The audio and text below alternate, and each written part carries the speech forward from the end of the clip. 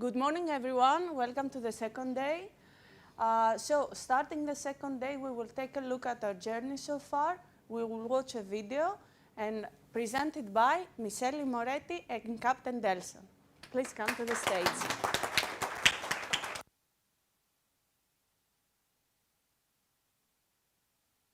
In a sea that humans have sailed for thousands of years, explorers from the digital age have gone in search of their ancestors. They have found shipwrecks from every era, but 1.5 miles below the surface, deeper than the divers could go, a remote-controlled submarine lit up an ancient treasure, and its laser technology was used to produce a model of the wreck on the surface. It's a Greek ship which is essentially, it's complete. So there's the hull. These are the rowing benches where the oarsmen would have sat.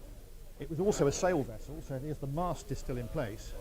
And what gave the game away as to its actual cultural identity, if you like, is this rudder here, the quarter rudder with the tiller still in place. The ship was so perfectly preserved because there is no oxygen in the water in the depths of the Black Sea, and the environment can't sustain the organisms which would normally have destroyed the wood within a few years. So the wreck provides some clues as to how an ancient civilization worked.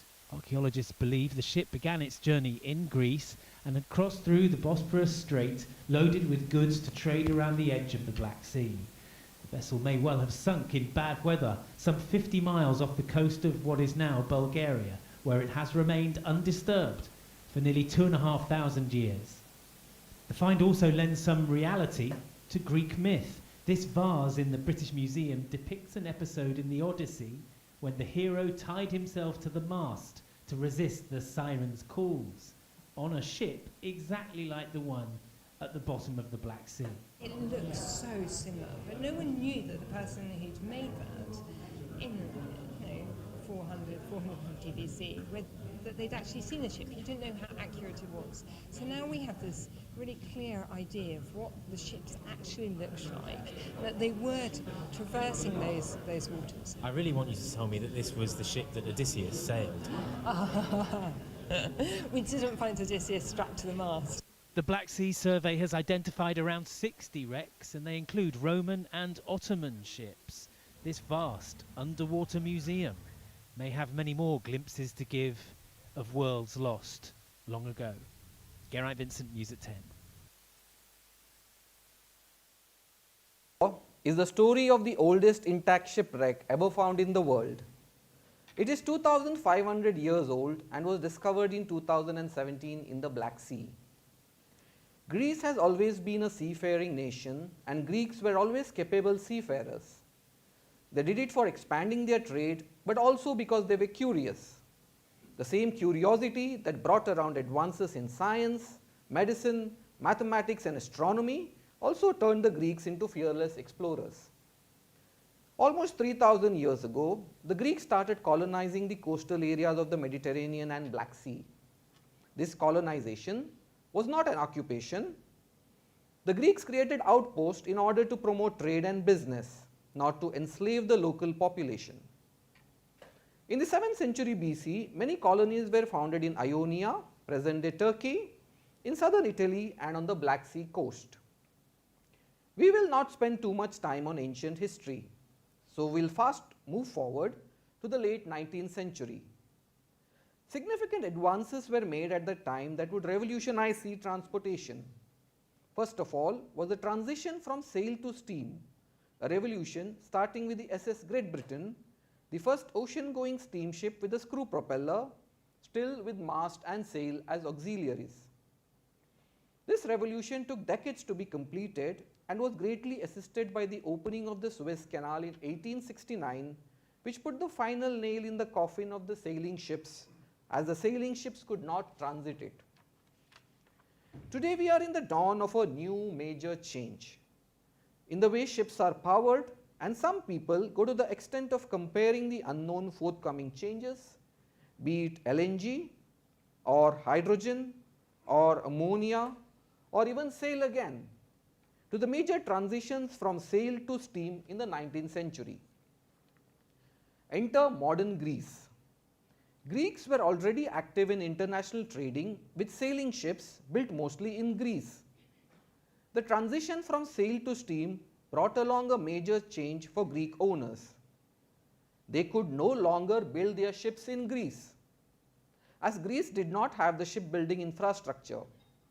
Moreover, the Greek crews were not experienced in steam engines, so for the first time the Greek companies, just like today, had to employ foreign engineers and crews.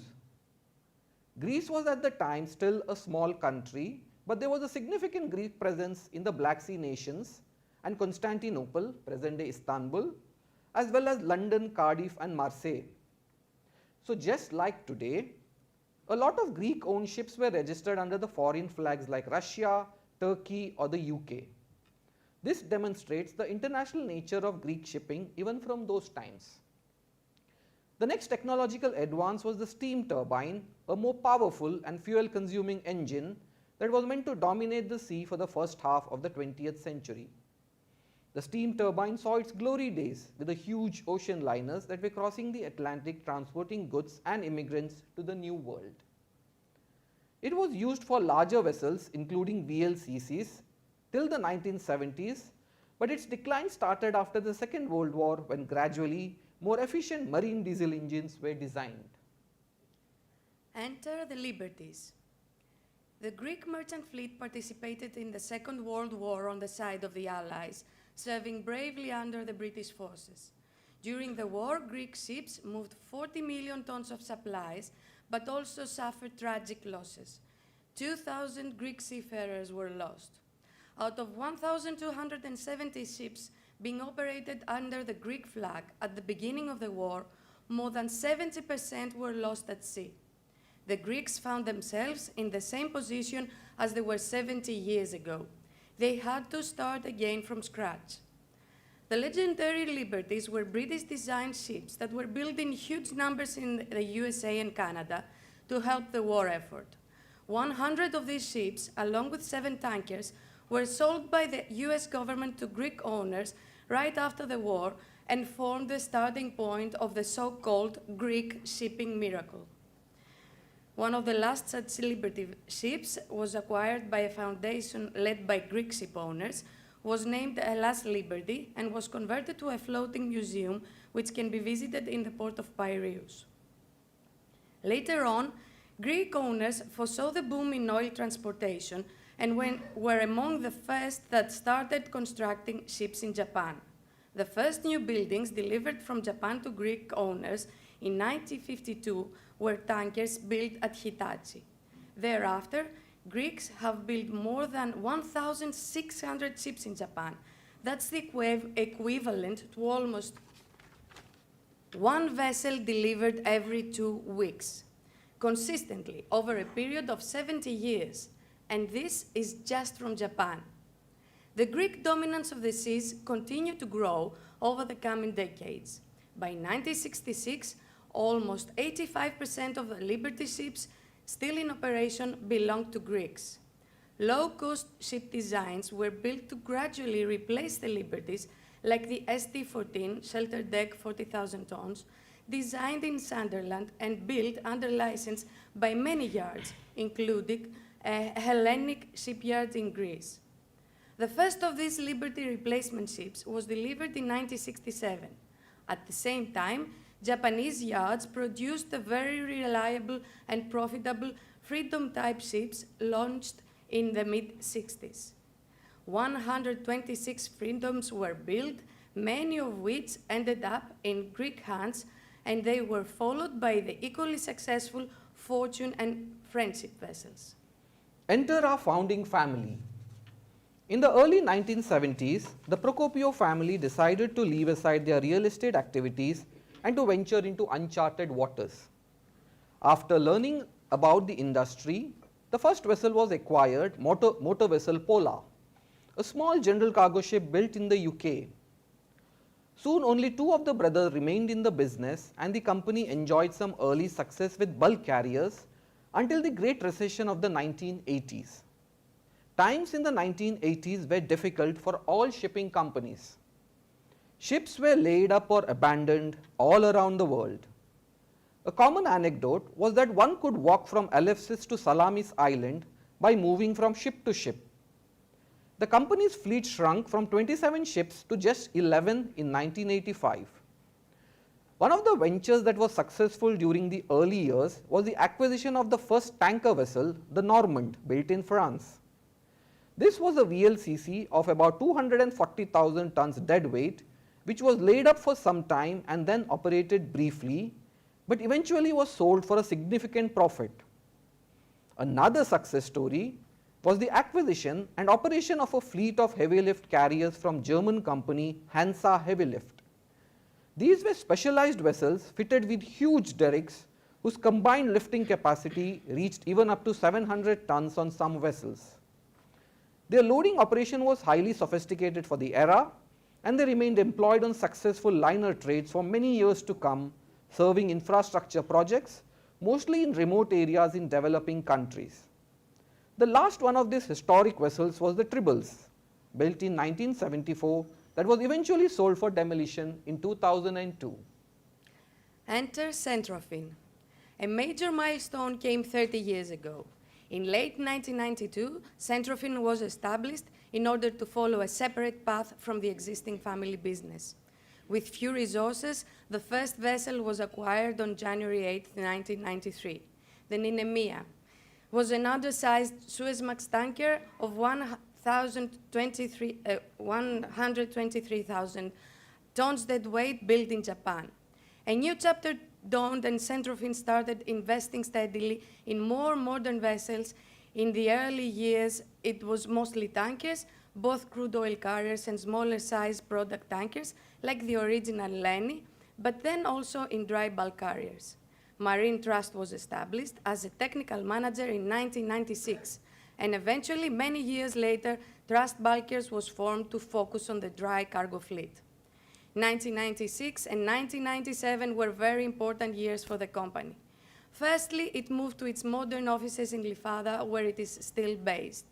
Secondly, the decision was taken to set up own manning offices, starting with CENMAR in Manila. The first ship to be manned by a full Filipino crew, selected and recruited by CENMAR, was the small Panamax tanker Apnea under the command of Captain Adaya in 1997.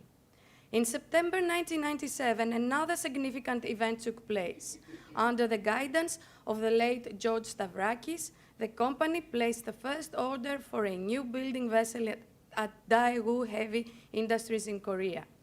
The ship was a 98,000-ton LR2 product tanker and was built to the highest standards by a team of supervisors led by Ioannis Pantos. She was delivered in September 1998 and named Panagia Armata. During the following 23 years, she served the company well, completing over 400 successful voyages, and was eventually sold in March 2021.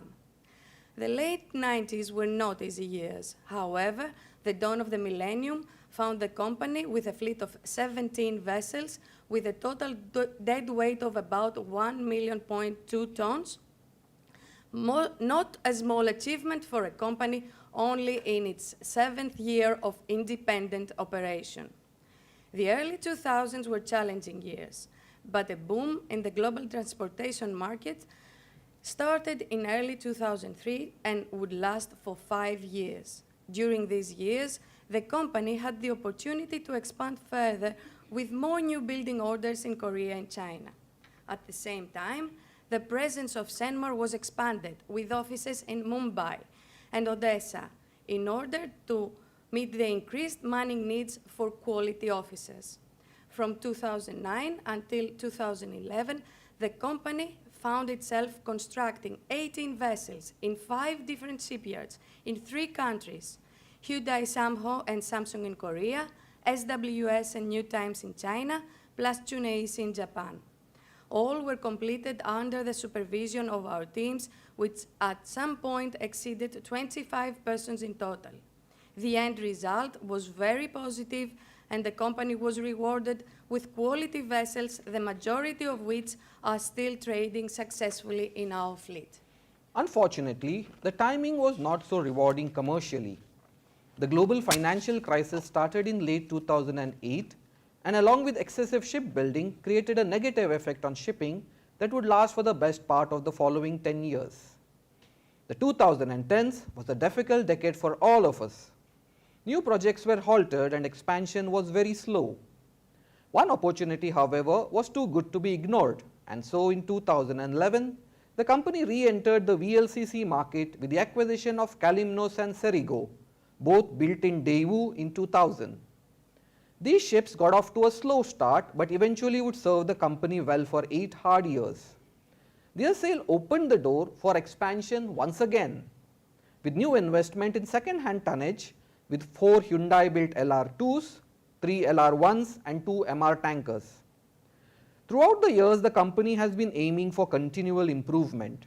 We have invested in new technologies, modifications of existing designs, trading of personnel and implementation of modern management system, always with a view towards a safe and environmentally conscious operation. We have received ISO accreditations in 4 areas of excellence: quality, environmental management, occupational health and safety, and for energy efficiency. The 2020s have been a real turning point. Improved markets along with sound commercial judgment have brought about fresh growth. A major expansion in the dry bulk market was made at a very positive timing. Simultaneously, new orders for 5 Suezmaxes were placed with Samsung Heavy Industries. The ships boast the latest technological advances and have already joined our fleet. These 30 years have been remarkable. Our ships have made almost 19,000 port calls and have delivered more than 630 million tons of cargo. Our fleet now stands at over 40 vessels and close to 4.8 million tons of deadweight. We have tried to briefly describe our accomplishments, our growth, our improvement in quality, our commercial success, and our accreditations. It has been a truly phenomenal journey. However, we have not yet mentioned our greatest achievement, our safety record, your safety record. During these 30 years, we have not lost a single soul on board a vessel due to an accident. This claim is something that fills us with great joy and happiness. We are truly proud of this, and we acknowledge that along with all our other achievements, nothing could have been possible without the efforts and contribution of our seafarers and our shore staff. We salute you and we thank you for your years of loyal service and commitment to our company. May the next years be as productive and exciting as the ones that we have just described.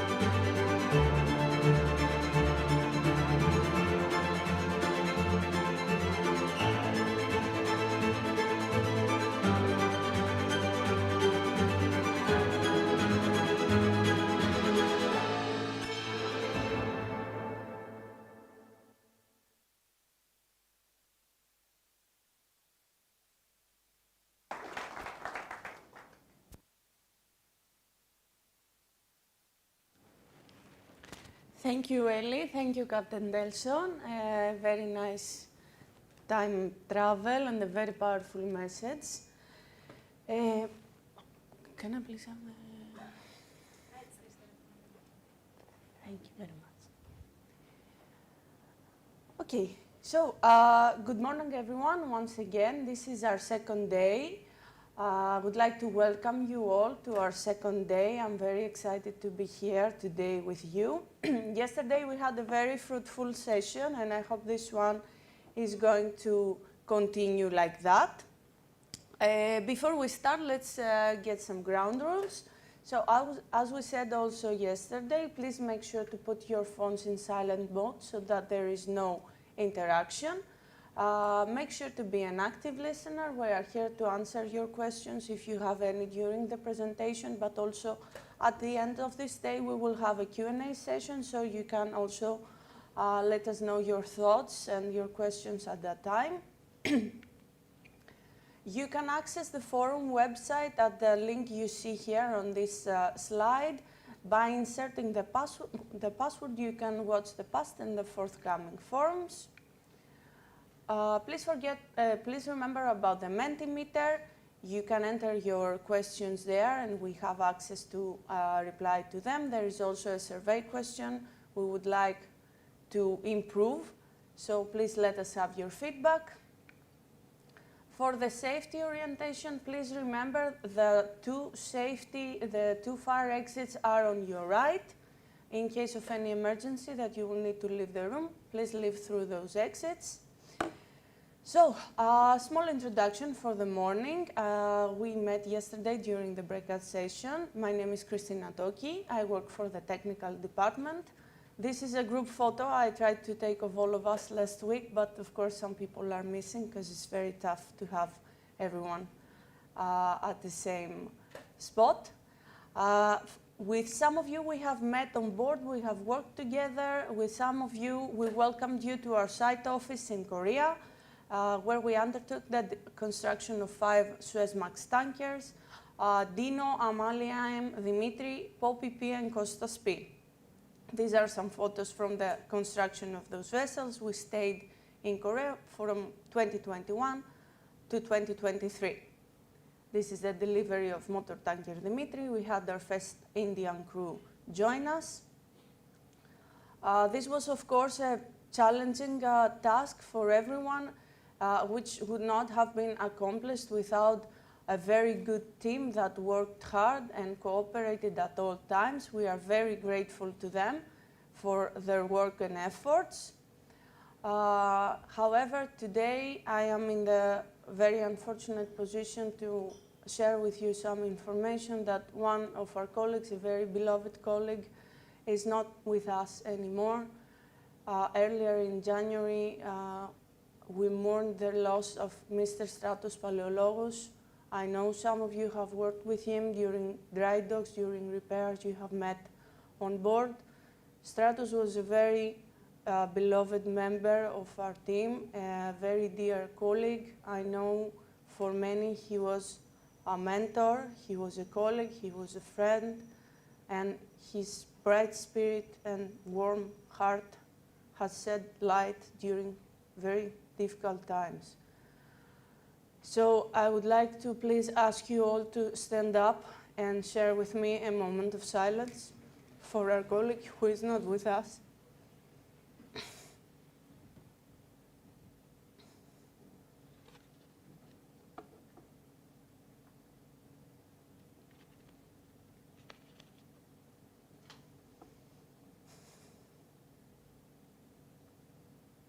Thank you. Thank you all, and I hope we remember him with a smile, and I hope our memories together continue to guide us through our next chapters. So I hope you enjoy the forum on the second day. We will now have a breakout session, same as we did yesterday. So please, let's go to the same location to continue the breakout session. Thank you very much. Can you show the link for the forum for longer time? Yeah.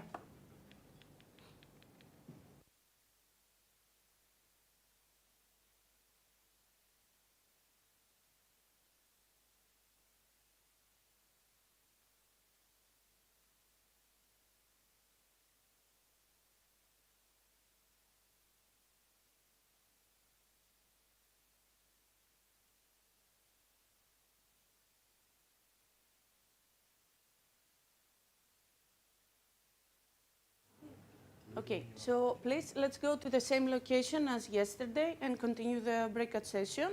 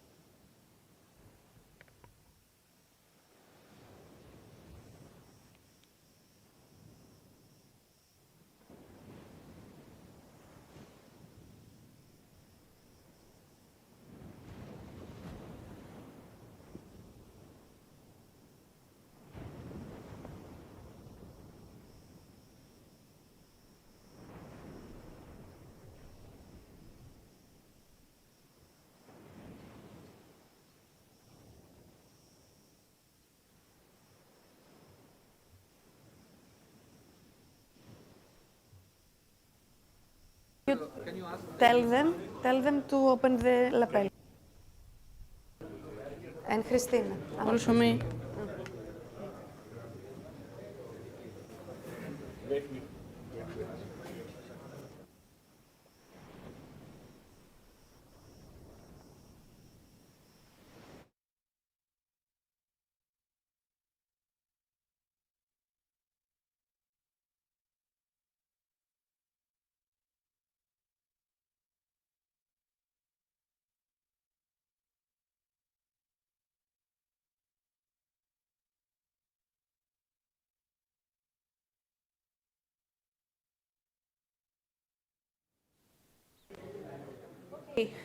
Welcome back, everyone. I think by now everyone knows everyone, which is the main goal of the forum.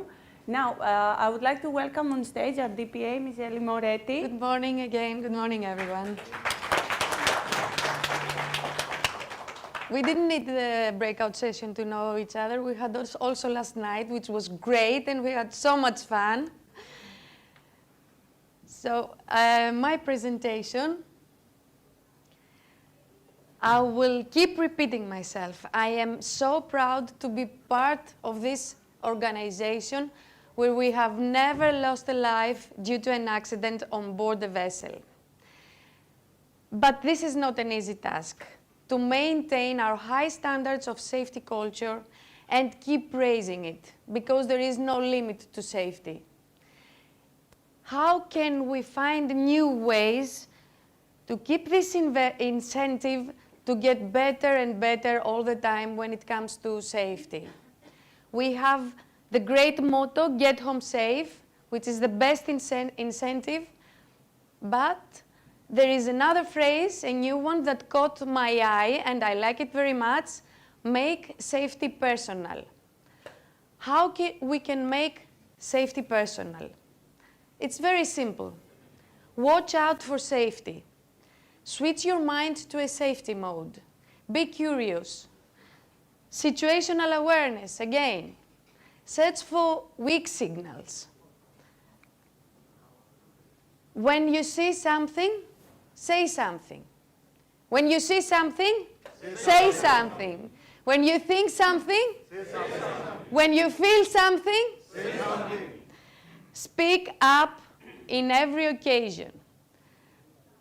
Stop work obligation, LMRA, it helps you spot the hazards, but if you do not say something, you make it obsolete. There is a survey that shows that employees only speak up in 2 out of every 5 unsafe situations. This number is very low. We need to raise it. We need to speak up in every unsafe condition and every unsafe act. Let's have a video.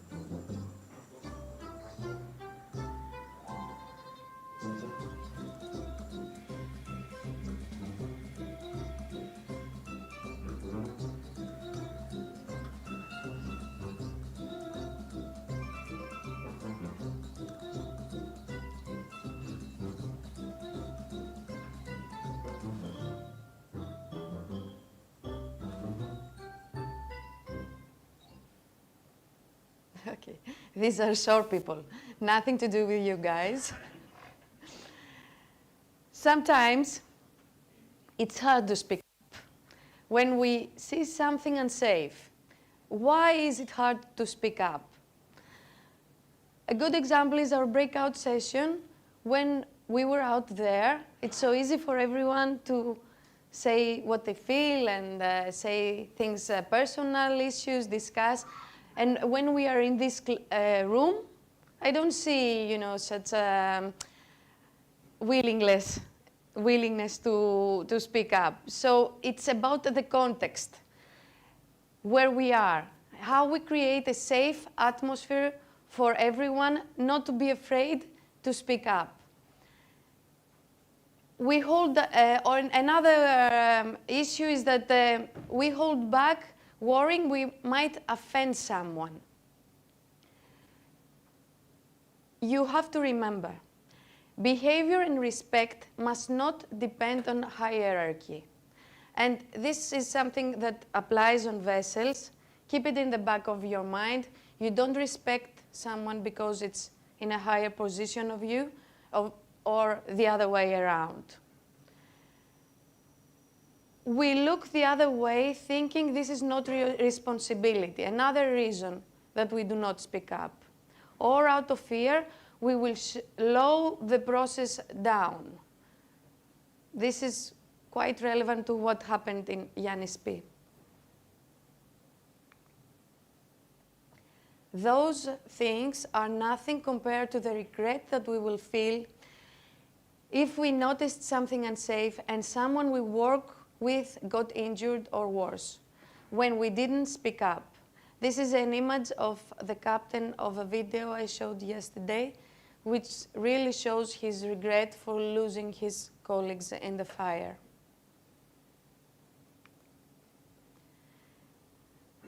What can you do to enhance speaking up? Why don't you try bring up safety even if nothing is wrong? You can offer a compliment to your co-worker who is working safely, not just the negative stuff, not just find the unsafe acts and point them out, but also commend them when they're doing something right. Another great way to do that is if you have a short story about an incident that made safety meaningful to you, share it. Is what Elaine has been doing for these 2 days all the time, and I think it's working very well. Ultimate personal safety can be achieved when safe working habits become reflexes. When such reflexes take the form of safe practices and become a natural part of a seafarer's behavior, we will achieve our goal 0. The new words, diversity, equity, and inclusion that we are trying to promote lately are really relevant to this, because with accepting the other people means that we respect them, and respect promotes our safety habits. Get home safe is the greatest incentive we had all these years.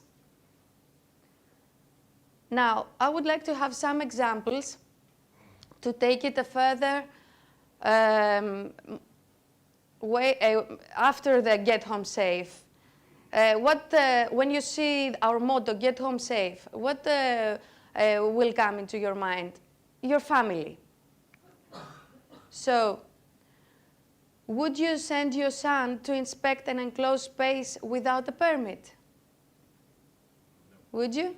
No. Have faith in your permits. Use them. They have valuable information. Would you allow your daughter to use a boat to embark or disembark the vessel in such a weather? No. How similar this a slide to what Eleni described as yesterday, and when I wrote that, I didn't know her personal story. So let's please have the next video.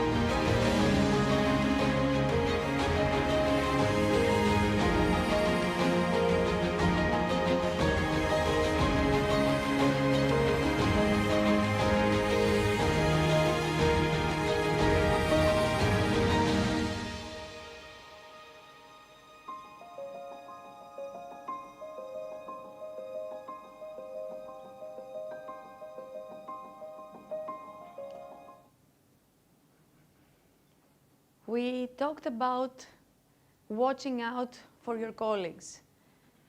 What about your own safety? Do you know who is responsible for your safety? If he opens this cabinet, what will be in there? Exactly. It's a mirror. It's you.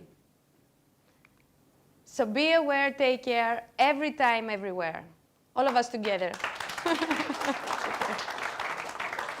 Thank you very much. Thank you. Thank you, Ellie. Very important message. Safety is the #1 priority, and we are all responsible for that. Now, I would like to invite on stage Captain Eleni Likofridi. She will explain to us how not to break the chain. So let's see what's that about. Eleni.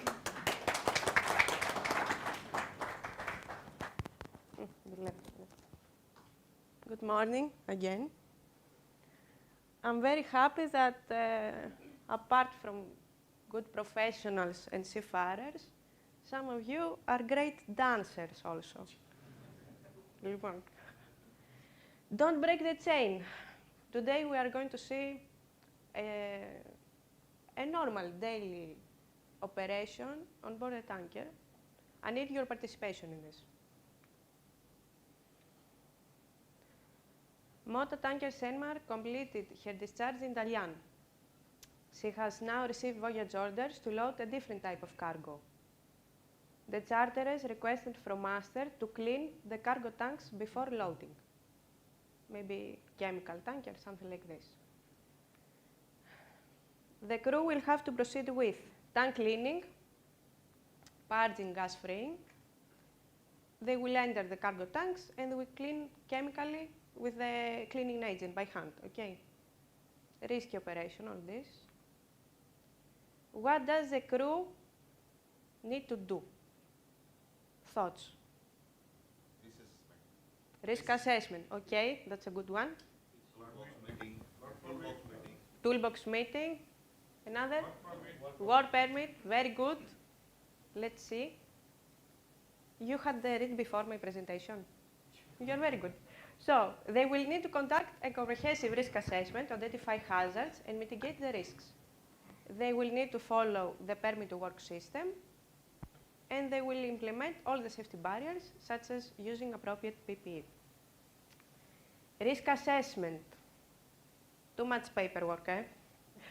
But is it something that burdens our everyday life, or is something that people do by nature? We're going to see a short video about this.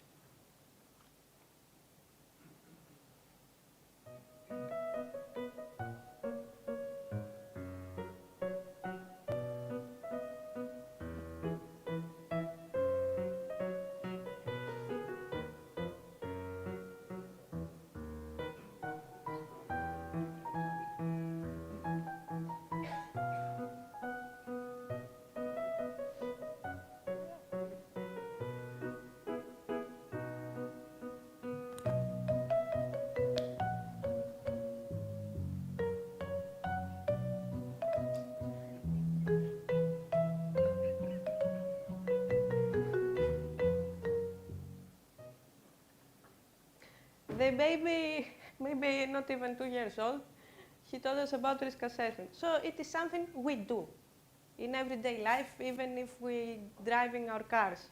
Okay, it's not something so controversial that we cannot follow on board. You know that the risk assessment helps us to prevent incidents, accidents, etc. You know this theory.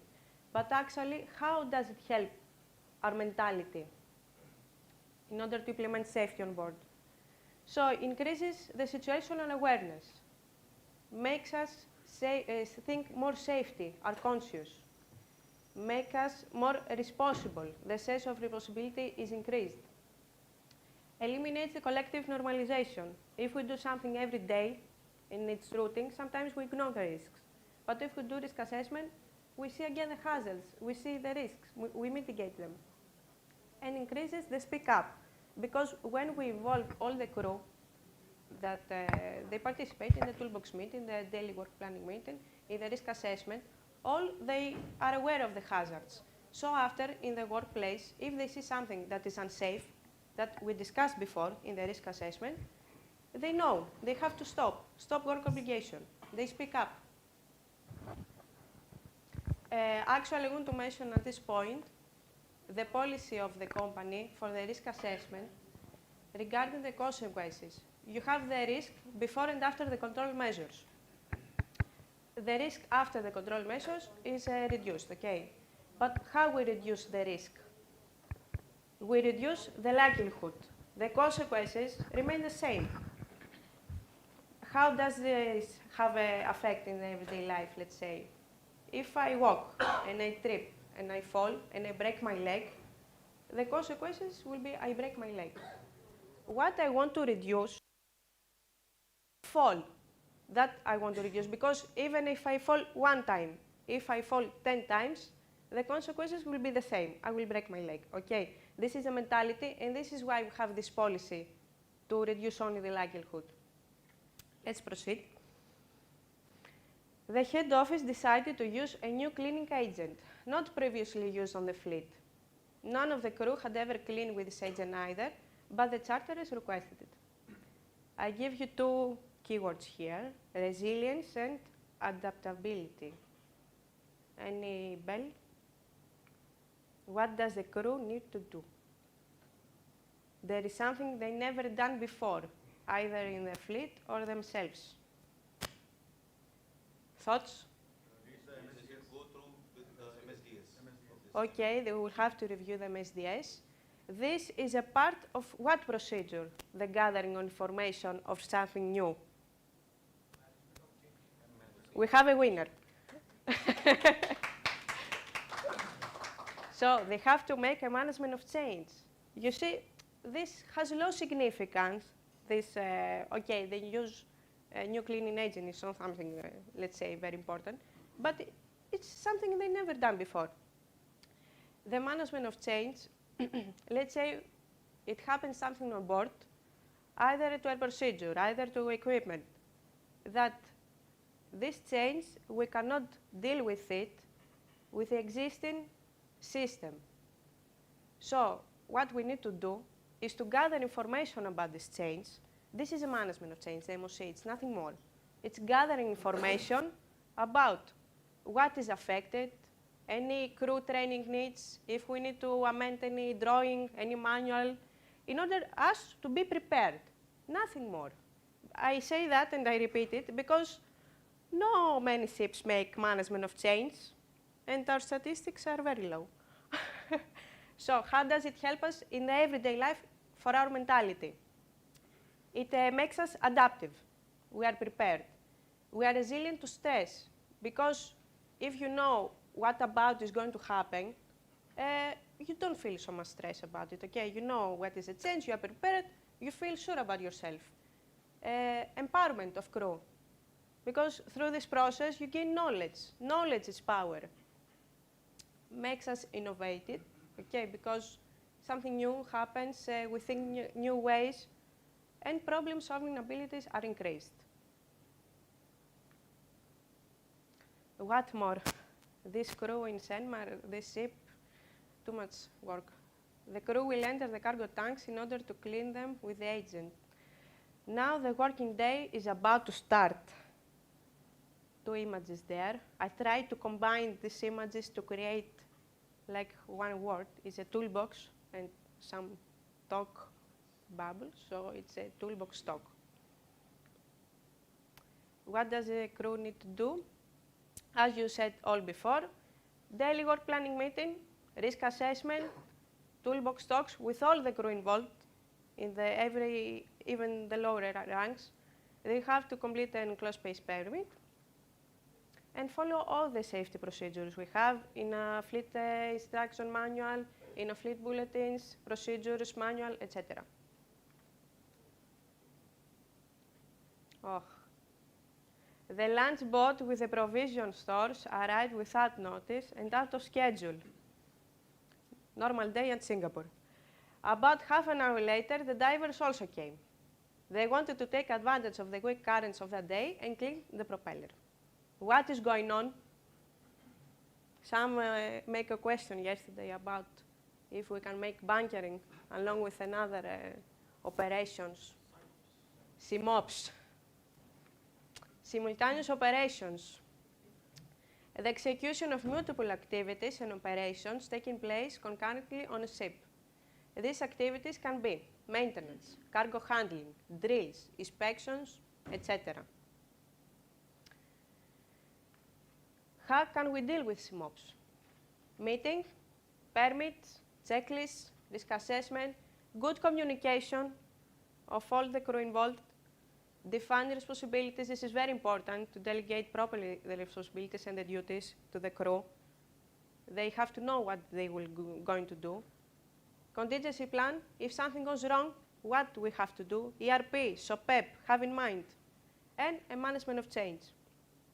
I'm going to show you a picture now. I don't want you to be afraid. Stay calm. Actually, the head office has prepared the CMOPS manual. It will be launched in the following days to the fleet. This is the matrix. Horizontally and vertically, there are almost all the operations that can happen on board the ship. You can use it either like this, or has filters. This is Excel, so we will send you also instructions how to use it. It's not as scary as it looks. But the important here is the color coding, and they have also A, B, C, etc. Upper and left side, we have an explanation. Let's say if we cross bunkering with divers, it's A, it's green, it can be done. But what are the actions we have to take during this very simple combination? We follow the A. Let's say the red. If we cross two operations that they are red, we cannot make them together. Or at Charlie, we have to make a management of change if it's orange. You will see this one. It's quite easy to use. And we will show you also some instructions for the CMOPs, because actually it's you to decide, not me. I'm at the office. You're on board. You have to judge if it's safe or not. Have a good communication with the office, MAROPS and technical, because sometimes we say, okay, they can do, but maybe you cannot. Use the stop work obligation against the commercial pressure. It's not bad if you are in doubt about this. This is a closer look of this to have more clear view. Permitted to be avoided if not actions, but you have to make some extra steps for that in order to be conducted safely. And not permitted, not applicable. It's quite helpful.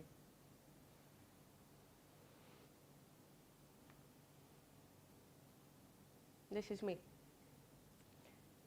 I put this picture. First of all, has emotional value for me because it's my first picture I took as a chief officer. I was 25 years old on board the VLCC Maran Athena. And I put this picture to show you chief officer for scale with the windlass of a VLCC. Each link weighs about 250 kilos, each chain link.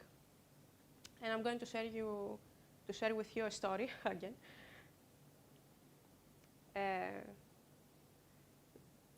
The port side anchor chain was twisted.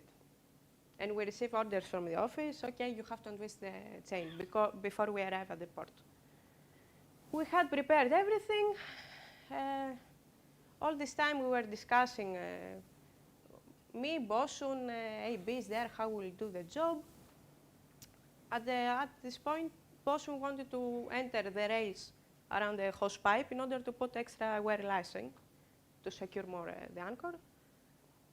I was thinking about it.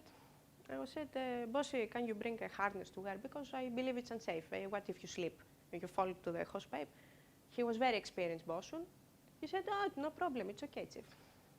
Then I was very unsure of my decisions and my orders, to be honest. I was very rookie.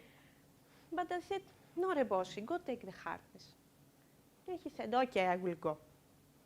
During all this time we discussed the job. We had the stopper open and the chain only on the brake.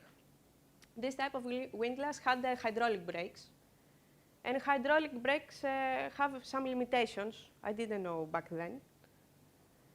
When he started to go to the midship store to bring the harness, the chain released, slacked, about 15 meters. The operator of the windlass applied the emergency brake. I don't know how he found the courage to do this. And he stopped the chain. Bosun was at the midship store and he turned like this, he ran, and we were all looking because we were all thinking, what about if he didn't go to bring the harness and he was stepping on the chain to pass the lashing wire at this time? So the harness saved his life even though he didn't wear. This is a story I always had in my mind because it's something very, harness, okay. I know many of you, you prepare the accommodation combination ladder and you don't wear the harness. Or you work near the side, in the fish plate, you don't wear the harness. But this has a big significance, how a small thing can save someone's life. And I know you have many examples of this. We don't have the time to share, but I wanted to ask for your stories. But I want you to keep these stories in your mind always as a reminder how safety can indeed save lives. So what was the chain I was talking about? The safety chain. Risk assessment, permit to work, MOC, daily work planning meeting, toolbox talks, stop work obligation, 9 life-saving rules, LMRA, PPE. Keep the chain together. One link, only one link. If it breaks, you may have an incident, accident, injury. Take care of yourself physically and mentally. And I repeat this all this time in the familiarization with our seafarers because both matters, okay? And I think she looks like me a little bit. No? Little. One. Thank you. Be aware, take care.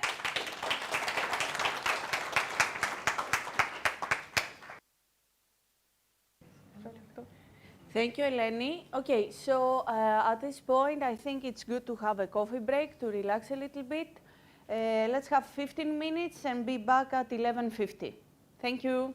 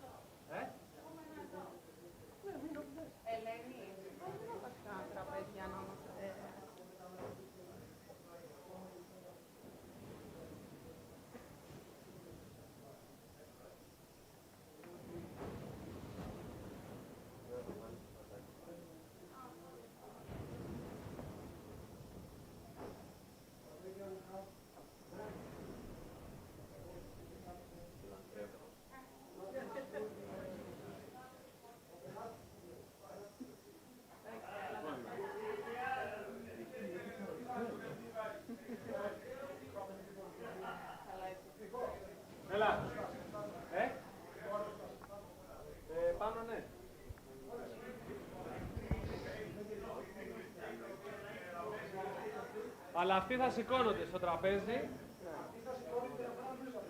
Ναι. Πολιτικά.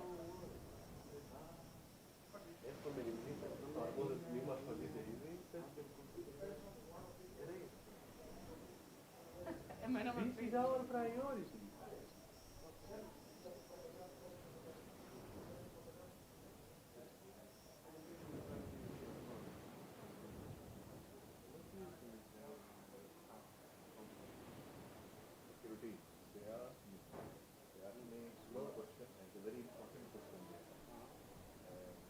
Permission from crew before passing nowadays rate CA. Μας έφτιαξες.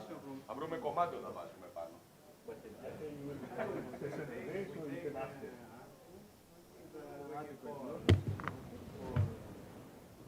Προσοχή, be careful.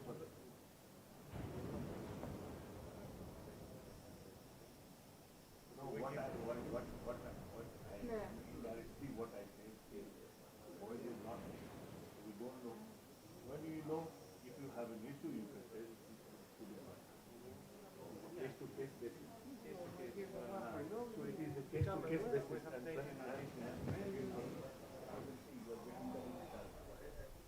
And the most important, what I might answer was,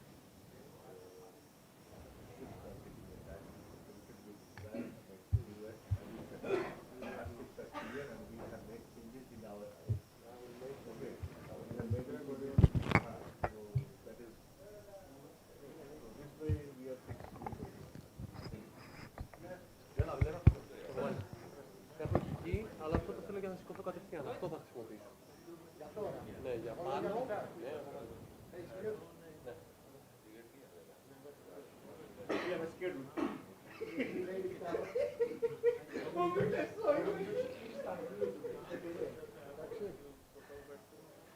Κορδέλα φτιάξει.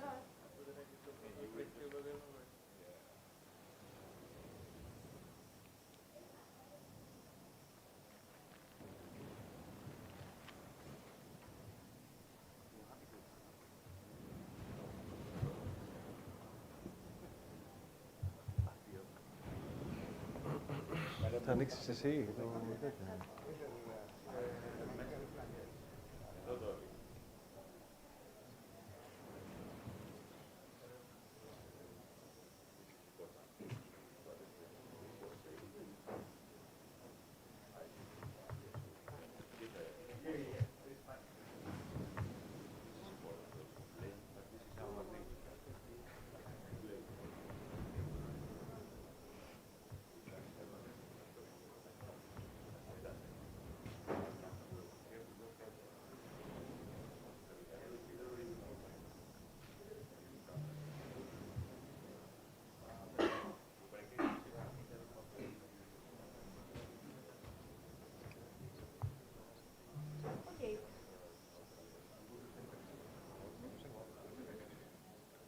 Welcome back from our coffee break. I hope everyone had a little bit time to relax. So our next presenter is already here. Mr. Vivos Christopoulos will talk to us about the 5 principles of human behavior. Please give a warm applause. Thank you very much, Christina. Kalimera, everybody. It's very nice to see you all again today, second day of the forum and final day. Thank you once again for being here. So we will discuss about the 5 principles of human performance. So my question, starting for this presentation, is why do we bother checking about the principles which affect performance in order to improve it? We are not working in a factory, so we are not looking to increase the production or the output. So we are looking to improve the performance in order to, any ideas? In order to, what is our business? What are we doing? What is our business? Our business is safety, gentlemen. You all know this. Our business is safety. So goal 0, we have all these titles over here. This is our business. We are aiming to do everything properly, to do our job in the right way and get home safe. So improvement is a continuous process. We do this every day in various levels, and in order to improve, we need to learn. And we learn new stuff, we learn new ideas, we learn new regulations, we adapt, we embrace change, and we embrace diversity, like we already discussed yesterday. We do this in our personal lives, we do this in our social life, we do this also in our business life. We improve in our business life by learning, training, by doing the drills. We do by sharing experience. We do this in this share learning experience. And we do also learn the hard way, by failure, by the mistakes, and every day we learn. So it's all about enhancing safety. And where can we focus? Where do we need to focus in order to improve our performance in safety? Do we have to focus on you, on your abilities, capabilities, and the skills, the strengths and the weaknesses you have, on the motivation, on the resilience you have? Or do we have to focus on the environment, on the safety management system, on our culture, on the technology, on the safe ships, on the conditions on board? So is it one or the other? What do you think? Very correct. It's both. It's all about how these 2 systems interact, how well developed and refined each one of them is. You and the environment you work. And this is where we all need to focus in order to develop both these systems at the same time. And there is a gentleman called Todd Coughlin, who is a senior advisor for organizational safety, big guy. He wrote a book about the 5 principles of human performance, and he concluded in 5 very basic, very elementary principles, which play a big role and actually develop our performance. So I will tell them in random orders. Error is normal, so we have to accept it. We have to accept that we are all humans. We will definitely make mistakes. We should expect to make mistakes. It's not something new. Blame fixes nothing. So if something happens, there is no point in finding someone to blame. We have to see what has gone wrong and how can we make sure we don't get across the same mistake in the future. Learning and improving is vital. As we said, it's for our entire life. Learning is an internal drive. So we learn for those things that we are interested. We have to understand that safety is for our own benefit, for our family, for our kids, for our colleagues. The context drives behavior. We discussed also about this yesterday on the diversity. We have to make the correct environment so everybody works under safe conditions. We promote people to feel free to speak up, intervene, and take action in unsafe behaviors. And how you respond to failure matters. We shouldn't put the blame immediately to somebody if something goes wrong. We have to understand that we are leaders and our actions create reactions. The way we react on the bad news has an impact on the others. So we have to create, we have to actually develop this and improve the way we react in order for the people to respond and act in the right way. So I will request the assistance of the audience in order to share some experiences or some ideas or some, I don't know, something to contribute. So I will start with the first one, error is normal. Is there any volunteer that would like to participate and let us know his thoughts? Or anyone? I have a very nice t-shirt to share as a present. You all have also some of these on your tables, so you will take along with you. So we have a candidate. Thank you very much, Alok. Please, welcome, Alok. Yes, please. Where? So Alok, I hope you are ready to tell us about error is normal. Looks good on you. Thank you very much. Take this one as well. You get the mic from the table.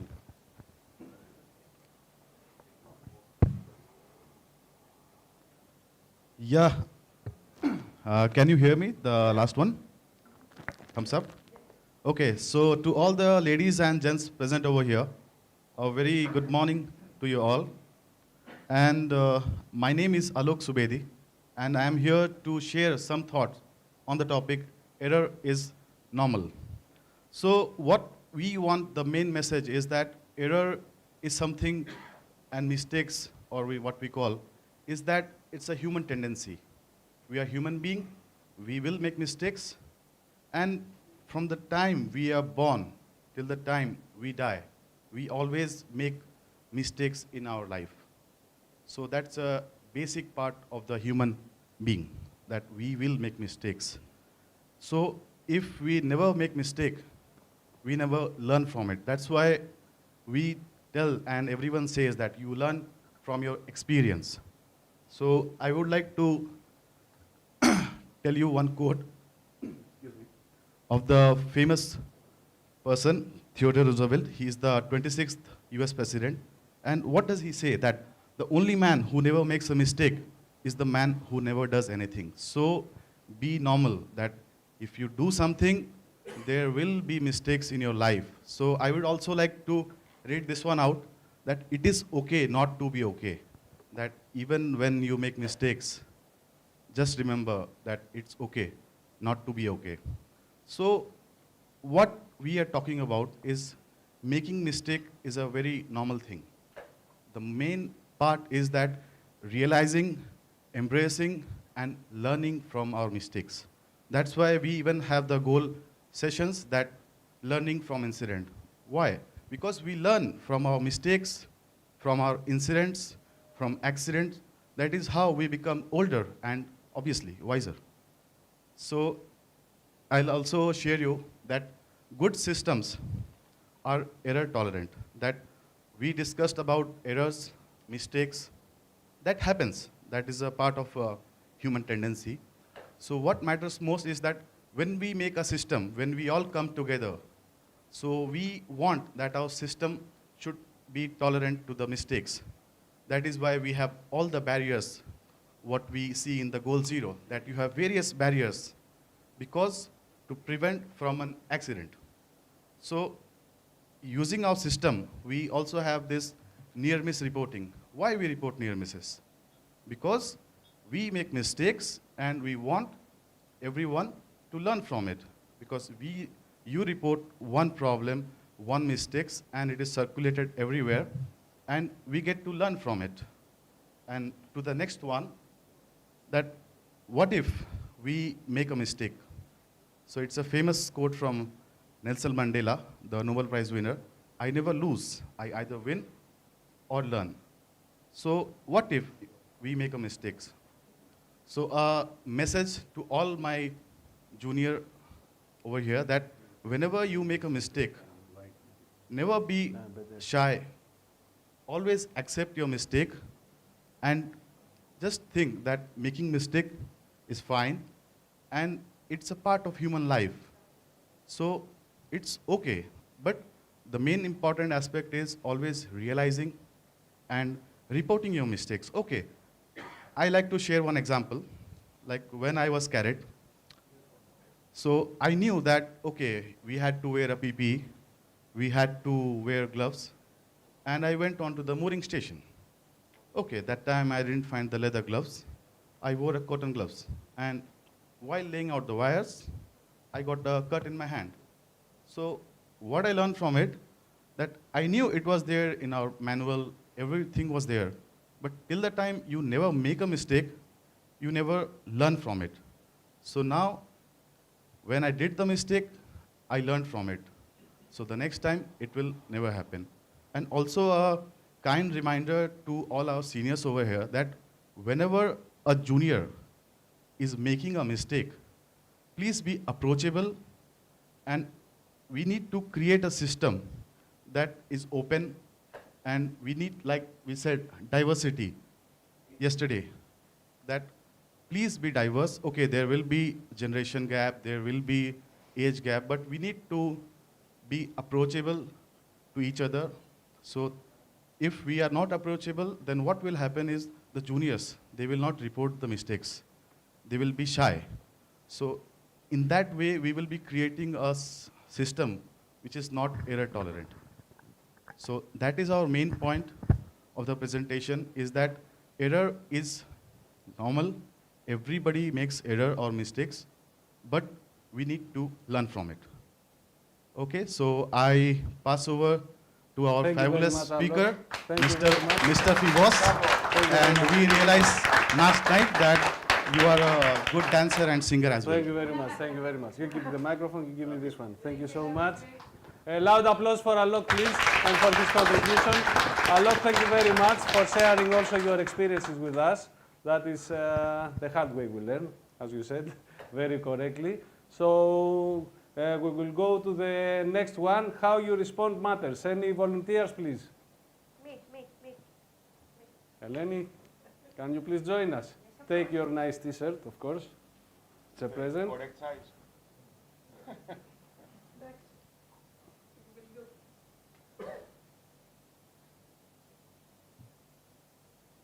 So after making the mistakes, Alok said, now you let us know how you respond.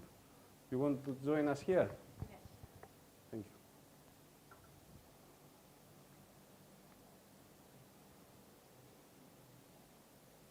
you. So this one connects very well with the error is normal. Actually, you cannot have development, personal and professional development, without failure. If you don't fail, you stay at the same place, believe me. Because with each failure, we learn something more. The one that is a little tricky on board the ships is that failures can cost lives, can cost time and money. That it make it a little difficult, and it is hard for us to cope with it. But the most important is how the leaders react to each failure. How many times, okay, we have leaders here, we have captains, we have chief engineers, and we have future leaders. How many times lower ranks have made mistakes and you reacted badly? How many times have you shout? Have you insult? Have you make fun of this failure during coffee time? Ah, my third mate is useless. He threw the man overboard from the beach wing. What I will tell to the company now? This third mate will say again easily to you any of this future failure? Maybe no. If you react badly, maybe next time they hide something that they can hide from you, okay? And generally, nothing makes sex hidden because under the sun all are visual. But what about if they hide something for you that compromise safety? You need to know everything that happens on board, even the failures. You agree with this? Stay calm. The greatest personal trait a leader can have is calmness against failure. The greatest, nothing. If you're the best captain, you make anchorage to the Singapore in 0.3 from another vessel, or you're chief officer, you're discharging with perfect performance. Engineers, you do your best effort at the, I don't know, remove a cylinder. Nothing of this matter. Keep your crew motivated, encourage them. It's your responsibility to create a future generation of capable seafarers. Encourage them. Be active listener to them, even to their failures. After. Thank you very much, Eleni. Please have a seat. I have another T-shirt for a candidate.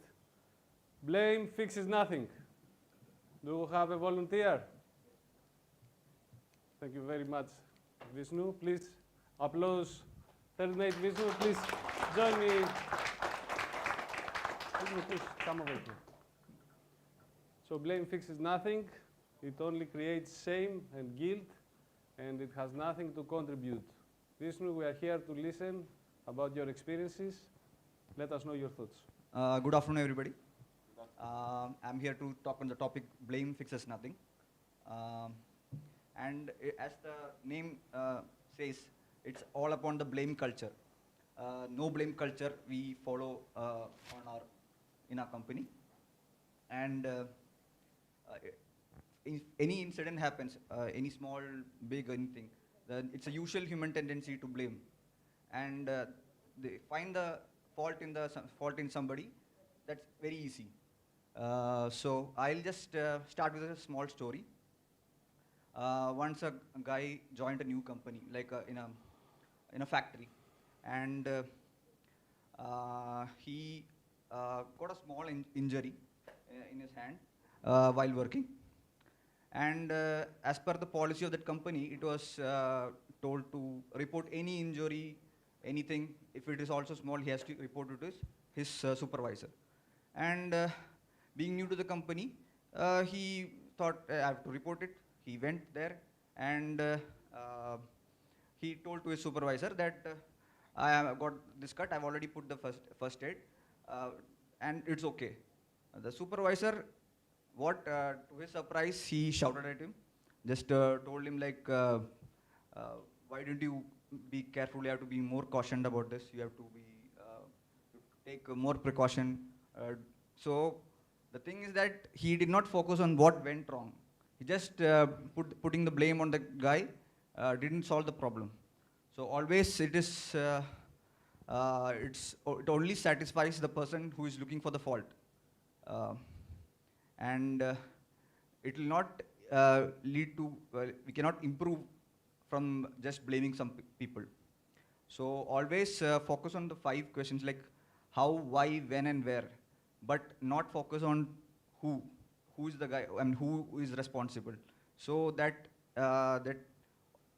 blaming somebody always makes a negative environment, the blaming thing. And I'm very glad to say that in our company, it is too much followed this. And especially I'll take the name of my last captain, Captain Nishan Mehta.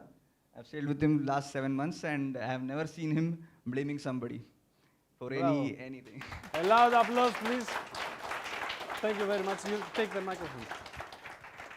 So thank you very much, Vishu, for the contribution and of course for the good words about the company and Captain Mehta. Very good. Thank you so much.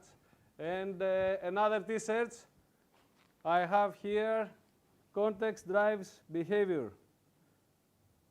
Okay, that was quick. that was really, really quick. So do you have a mic? You do have a mic, okay. Context drives behavior, we already touched upon this one yesterday with diversity. We are all here, leaders, we have senior positions, we have the new generation coming in. We have to create the proper environment for them in order to develop and embrace safety. Please, the floor is yours, Christina. Okay, so the reason I wanted to talk about that is I recently had a course on leadership, and there was a lot of talk about contextual behavior, contextual factors, and I think people seem to be sometimes a little bit confused about what context is and what it refers to. So I would like first, let's say, to define what is context. So context is the circumstances that set the foundation for an event, and it is the meaning assigned to a situation. As you understand, this can significantly affect our behavior. So the work environment, the procedures, the mindset and the culture in our job, and the way it is carried out primarily defines our behavior. Normally people react and respond in a way that seems natural to them, that they are used to that, they adapt to the demands of the situations, and they tend to assess the risks and act based, of course, on the intentions that they have. So what is important when we know about context is to create on board a context that promotes and establishes the safety culture and the psychological safety for our crew members.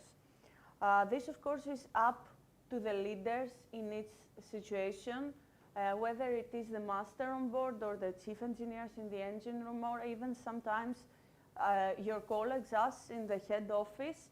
We are the leaders that need to promote this culture.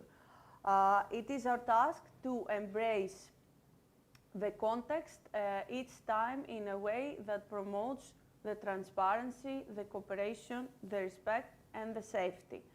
Of course, it is also important to identify the contextual behavior that helps us understand underlying weaknesses in our procedures and our system.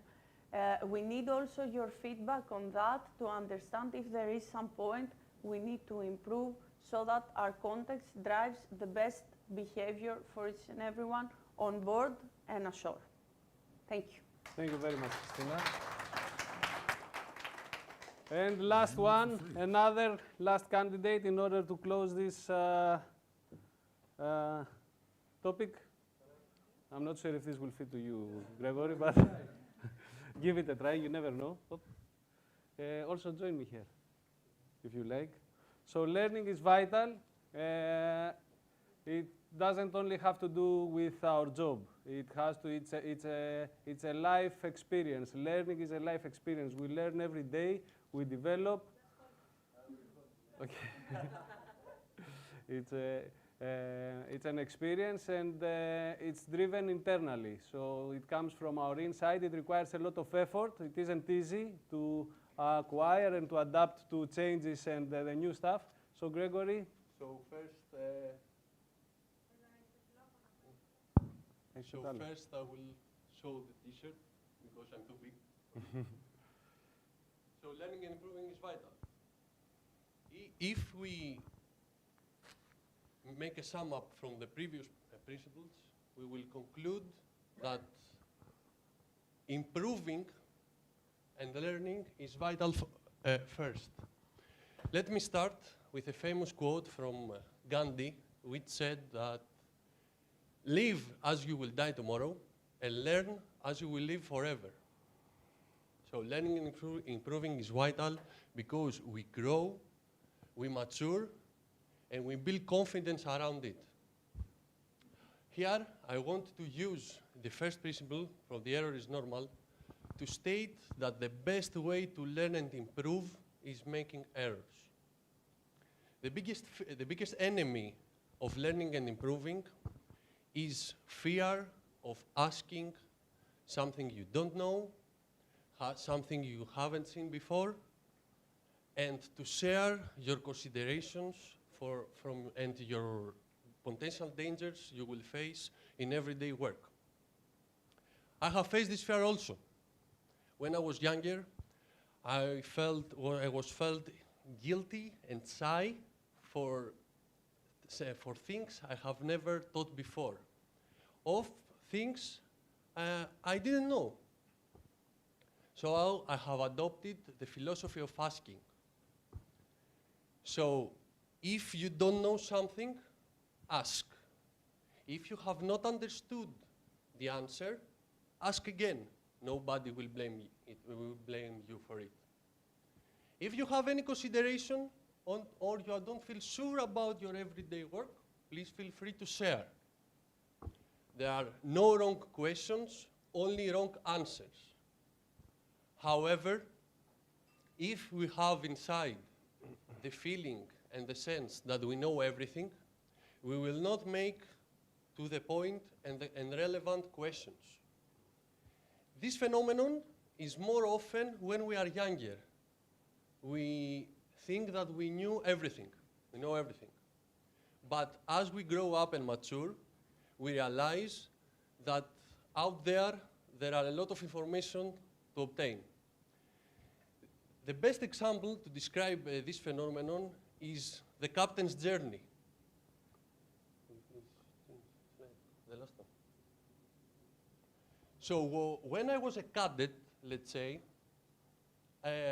I thought that I knew a lot. When I became a third mate, I thought that I knew everything. When I promoted to second mate, I realized that I was not clever enough. When I became a chief officer, I realized that there are plenty of information that I have to learn. And when I became a captain, I realized also that it's much more information I have to learn. But luckily, I have my third mate on board. Thank you. Very good. Thank you very much, Gregory. So in order to sum up and close this topic, just to remind you, we are all humans, we are meant to fail, we are meant to make mistakes. We can only succeed after making our mistakes. So we learn every day. How we respond to failures is a consideration. We have to accept this, we have to accept it as it is. We have to see what went wrong. Blaming fixes nothing. We have to learn every day, to learn from our mistakes, learn how not to make the mistakes, improve ourselves, our personalities. It's a life journey, so it's all about improvement. Thank you very much, gentlemen. Nothing else from my side. Good to see you all once again. And I pass the floor to Christina. Thank you, Fivo. Thank you. Very nice and interactive session we had right now. It's important to keep the 5 principles in mind. No need. Okay. It's important to keep the 5 principles in mind when you are sailing with your crew members, when you are cooperating with the office. Remember, we are one team all together. So for our next presentation, I would like to invite Mr. Grigoris to talk to us about our security culture.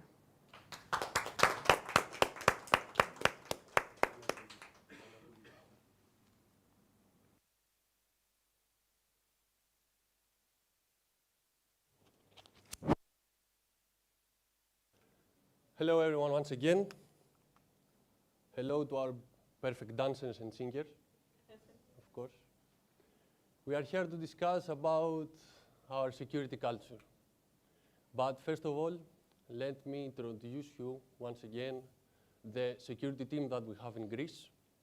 Our CSO, Mr. George Koutrouboussis, and from July 2023, our company added through 3 deputy CSOs, Mr. Andreas Grigoriou from Fleet 1, Mr. George Stavrakis from Fleet 2, and Mr. Marios Trougiloudis for Fleet 3. So we are here to discuss about the precautions, the procedures, and the actions we established to face all these threats in high-risk areas. But first, let me think, what is security?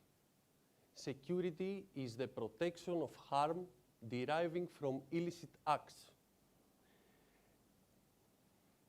Additionally to the previous principles we have discussed, security has 5 more principles. The first one is the awareness. Awareness is the knowledge and understanding of threats and risks that you need to know and you need to be aware. The second one is the compliance. You need to follow instructions and guidelines and comply with laws and rules of the industry and our company. Then we have collaboration. You need to provide your feedback, your experience, and your ideas with the office. And from the office side, the instructions and support. Then we have diligence. Diligence is the careful, focused, and persistent work or effort. In other words, the perseverance to improve with no shortcuts. Last one is the innovation. Any idea you have, any feedback, it will be useful for us. There are plenty of times that a master suggests a way to improve our security, and we used it.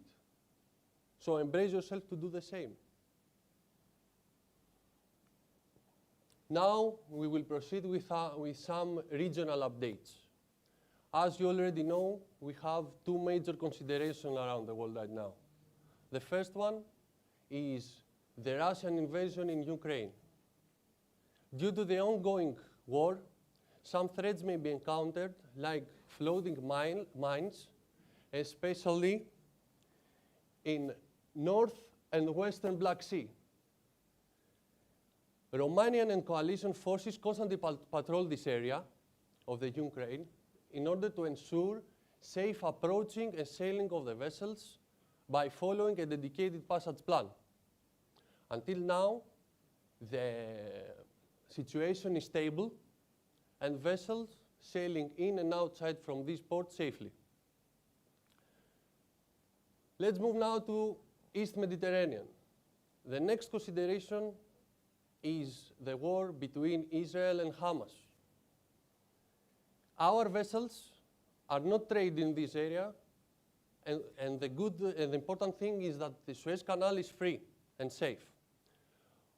Although we have to be aware, because reports for AIS spoofing are reported every day. Actions to mitigate the AIS spoofing is to maintain vigilant watches, cross-check information with multiple navigational aids, including radar and electronic navigational systems. And of course, the contingency plans we have developed. If you need more details for AIS spoofing, please feel free to use the Q&A section we have here in this forum. An indirect consequence now of the Israel and Hamas war is the expansion of the tension in the Middle East, with Iran increases its practices of the harassment of navigation and hijacking ships, as well as Houthis. Houthis are targeting commercial vessels which are connected with Israel, United States, and United Kingdom. However, our company has no connection with these countries, but we have to be aware also. Houthis attack by using drones, boats, and missiles. Houthis action is expanded to southern Red Sea and Gulf of Aden. You can see the pointer, right? So we have created a dedicated passage plan in order to be safe and secure. For vessels which pass 25 north and 60 east, the destination into ice should be read as no link with ISR for Israel, US for United States, and UK for United Kingdom. As soon as vessels arrive to 20 north and to 53 east, the security level must be raised from 2 to 3. AIS must be switched off, and vessel should sail with full speed. Additionally, upon passing these 2 points, vessel has to report to UK MTO every 2 hours. And in case of an incident, the AIS must be switched on immediately. The main key point here is that to these points, 15.20 north and 13 north, where vessels must pass during night time with max safe speed. Our actions to ensure your safety and security there. We hire in every transit and well-trained Armed Guard team. Some incidents which have been reported said that when Houthis see the armed guards on board, they proceed with retreat. The UK MTO reporting, as we said, every 2 hours when the AIS is switched off. Nighttime transit with max safe speed. We adjust the passage plan as much far away we can from EM and waters. No crew on deck, no maintenance, only duty on bridge. And of course, hardening with our SSP.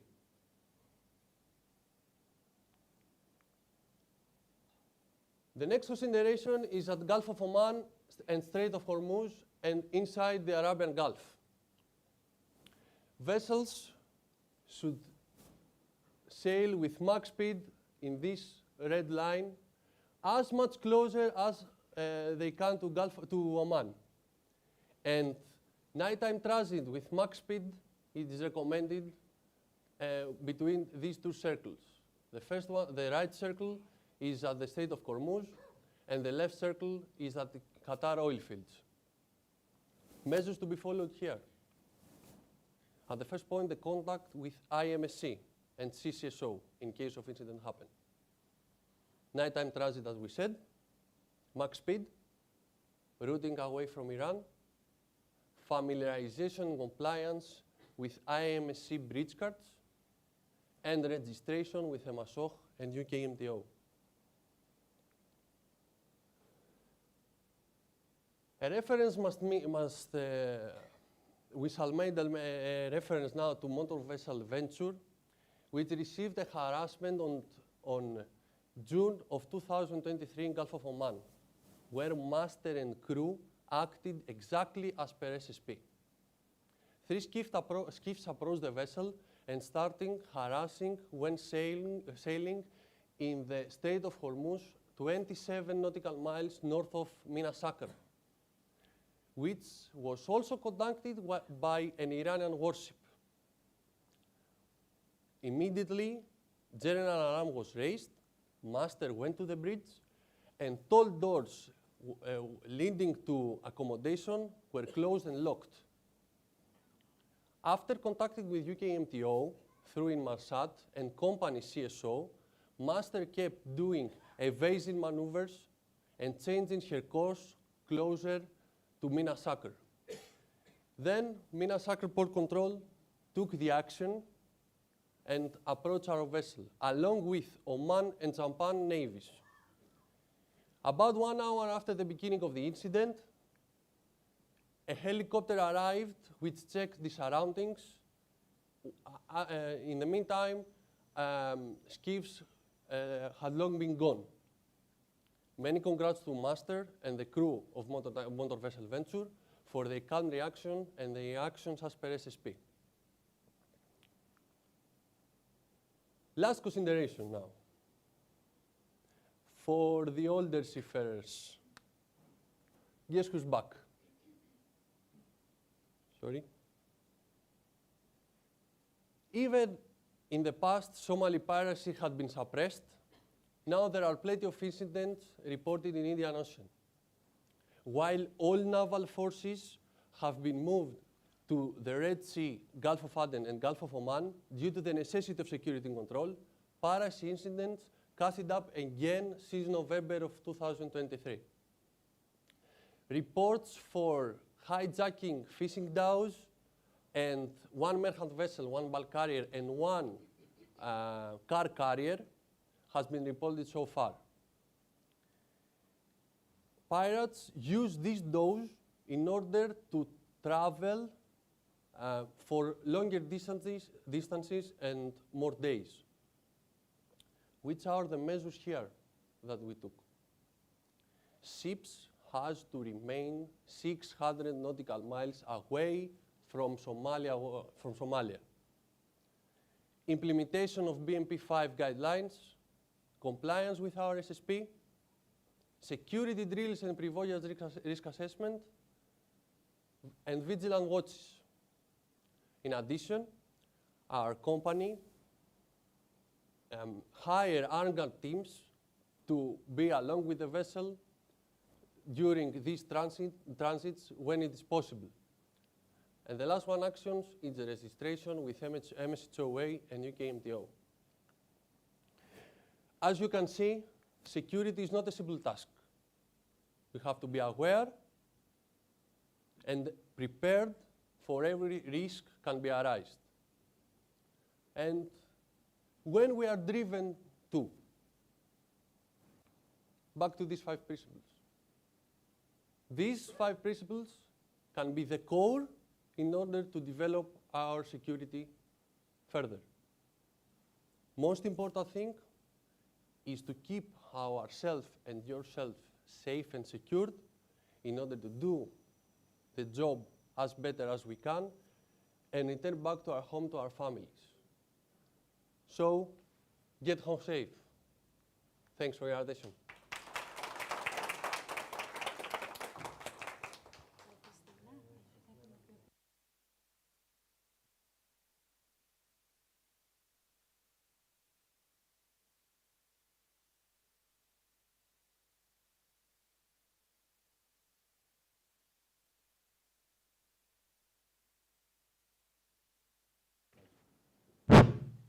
Okay, I'm sorry for this. Taking the opportunity after the nice presentation from Gregory, thank you very much, Gregory. I understand there have been a lot of questions, a number of questions regarding the security, especially as Gregory very correctly pointed out, in the Red Sea, Gulf of Oman, and Straits of Hormuz. So just to let you know, that we are continuously monitoring very, very closely what are the developments there. We are very well connected with the US Navy. We are getting very regular updates about all the incidents which are taking place there. And of course, what are the next steps? We have been advised that hopefully there will be some escorts from warships in the near future, but it's not yet confirmed. They are still working on it. I know there is very heavy military presence in the area, in the Gulf of Aden and the Southern Red Sea. The incident so far, whatever has happened, has direct or indirect connection with vessels which called Israel or is Israeli related.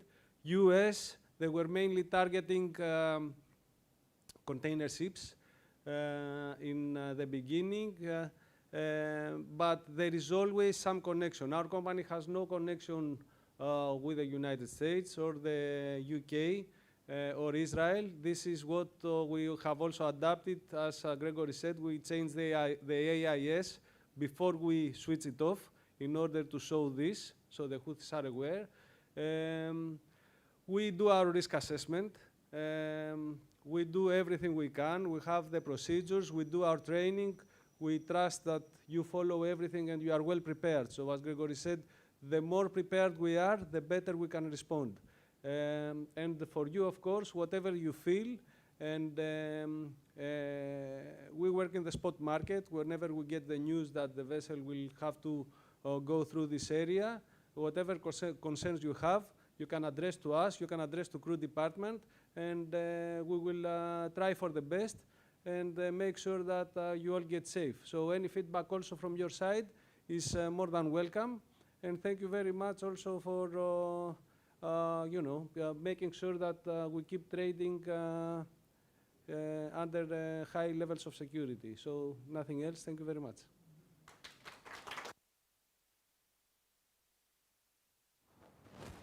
Thank you, Fivo. Thank you, Grigori. I understand it is a topic that concerns all of you, so it was a very engaging presentation. For our next presenter, I will welcome my colleague that I call every morning when I cannot log into my emails and the computer is stuck, Mr. Konstantinos Lyonis. I have a mic. Good afternoon.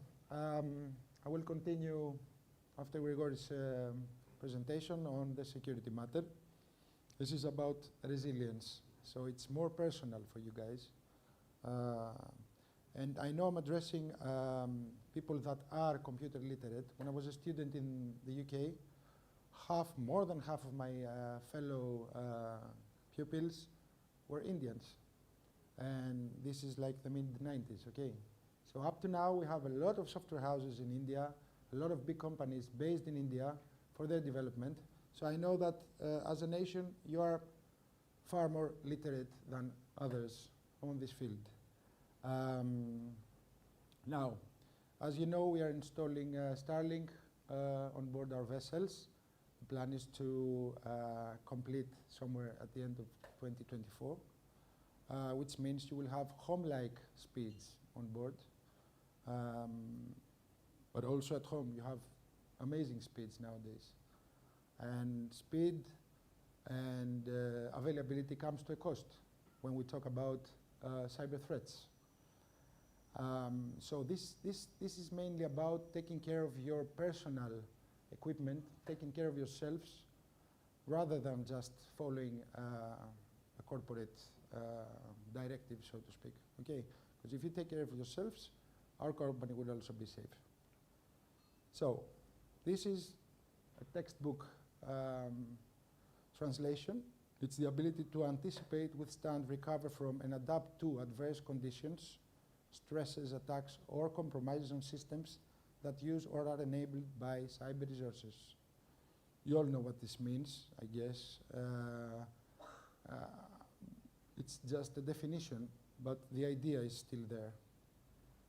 So there are 5 main steps to improve your security, to be ready for attacks, to be ready for coping with all the threats that are out there. You have to identify any threats. You have to have protection in place. We'll discuss about this in a bit. You have to be able to detect using these protection mechanisms that you have, and then respond and recover. So mainly we will be focused on these 3, because the rest are mainly actions followed from your actual systems, not yourselves. Top threats. Malware. Malware is pieces of code that get into your system, and when triggered, they cause all sorts of different behaviors in your equipment. Phishing. Phishing is when someone asks for personal details, either masked, like for example, you might see an email from your post office saying that a parcel is there for you. Press here and give me your address to dispatch it. The post office will never send anything like this, of course. Same with banks. Spear phishing, I guess, more targeted method of getting your information. They will be mentioning stuff that are true for you. Your email will be there. Maybe your phone number will be there, because these are stuff that you use in your devices, and they can get escaped easily. Man-in-the-middle attacks. Again, someone comes and is introduced as a representative of a bank that you cooperate with. You have your man there. And he says, look, my colleague is away on vacation. I need some details from you in order to proceed with whatever. Okay. Denial of service. You get a bug and you cannot operate items on your machines, like apps or software on your laptops and so on. SQL injection and DNS attack. These are more like corporate threats, but still you might get some of these and your systems will not be stable anymore. Okay, I will come back to the 5 principles that we discussed before. Context drives behavior. So we must keep a personal cyber hygiene. This is a new term. I like this term. This is essential so that you are able to withstand any cyber threats. And threats come in different forms. We all have to be prepared. Some steps to perform this hygiene. You have to back up your data. Always keep a backup, and always keep a backup, please, on external sources, not just on your laptop. Okay. Update the software on all your IT equipment. This might be operating system updates on your phones or updates on the operating system of your laptops or even your apps.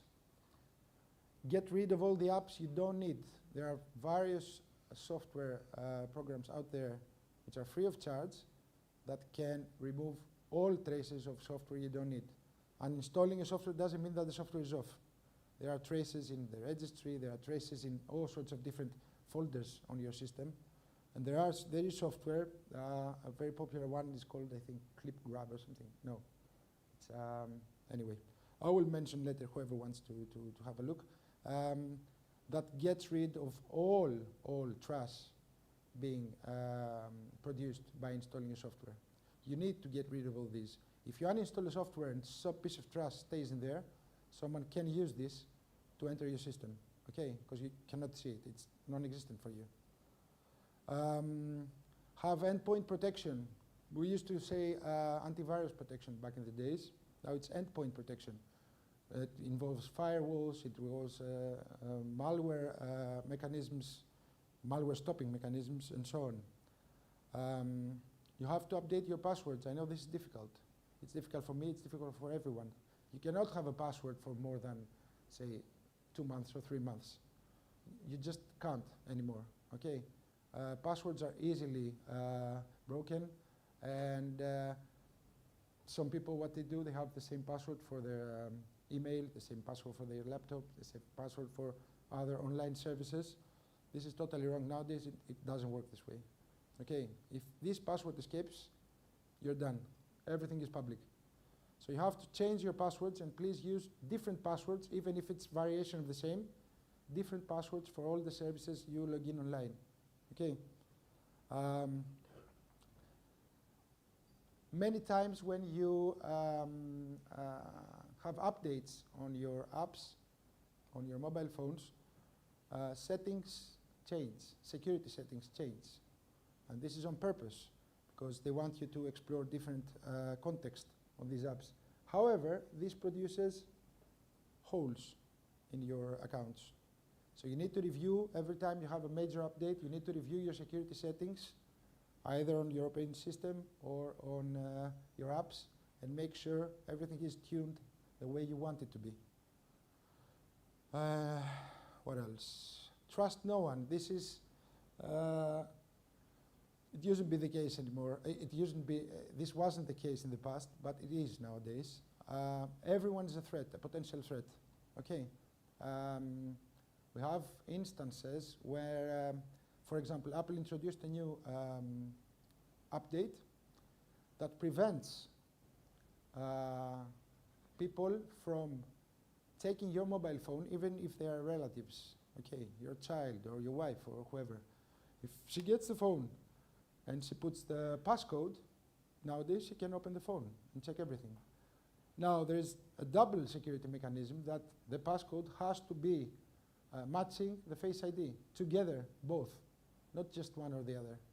So this way, even if a guy close to you or a girl close to you takes your device, they cannot enter in sensitive information. Okay, you can either have this enabled or not. So trust no one. This is this cyber threat age we live in demands this kind of behavior, sadly. So secure your devices, secure your services, and secure yourself. Be careful. Thank you.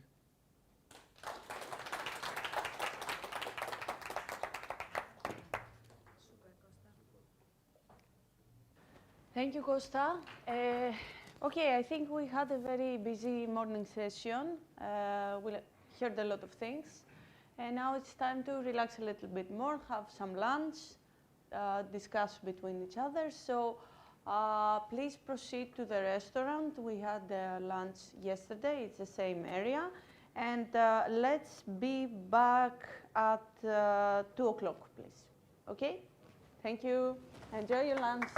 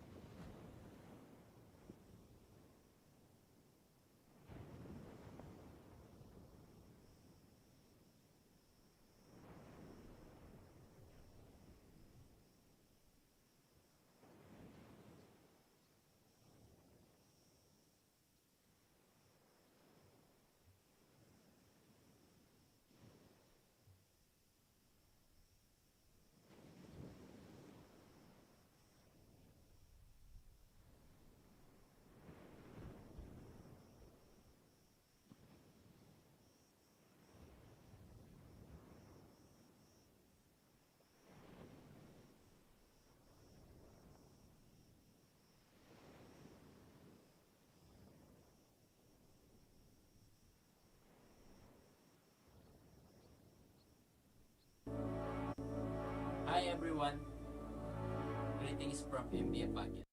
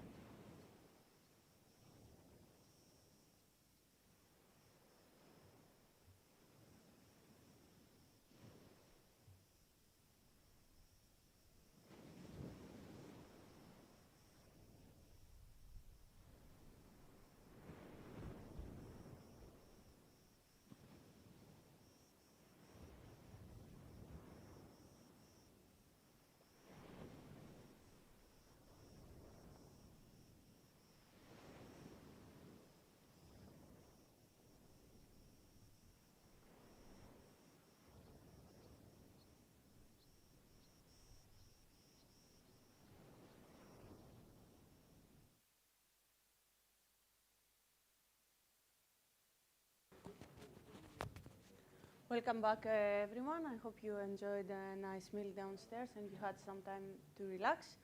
Now we will continue with the afternoon presentations.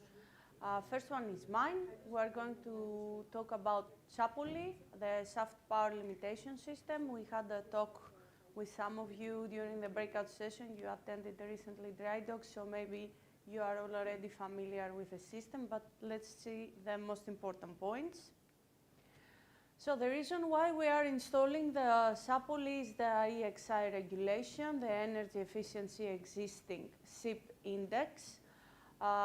This is calculated by the formula you see here, power times carbon factor times specific fuel consumption to dead weight and speed.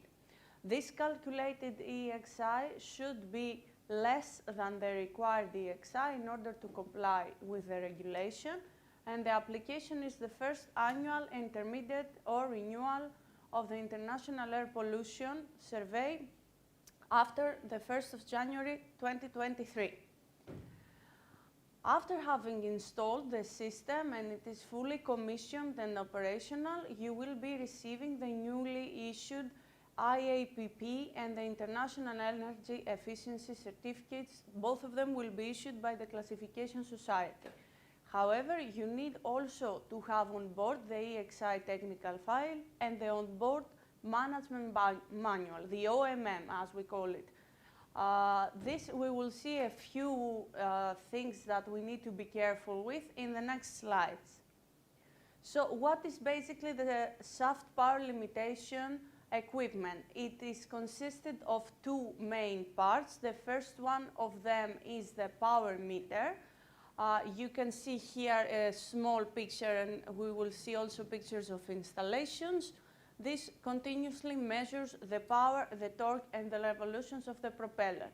It feeds data directly to the display unit. It is normally installed in the ECR.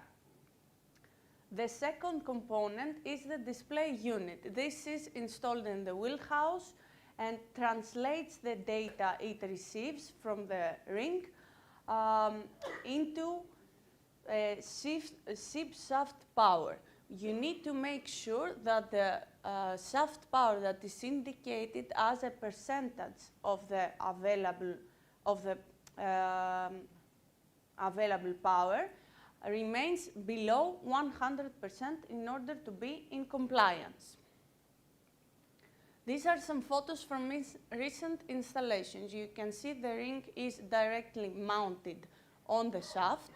It is not a very complicated installation, but we need to take into consideration the maker's requirements regarding distances so that we have reliable measurements. This is the display unit. You can see here the EXI limited power percentage. You can clearly see that there are three zones, the green one, the yellow, and the red. This is direct information and easy to read from your side. Now, this system is continuously recording the shaft power. It is not directly limiting the shaft power as other technologies applied.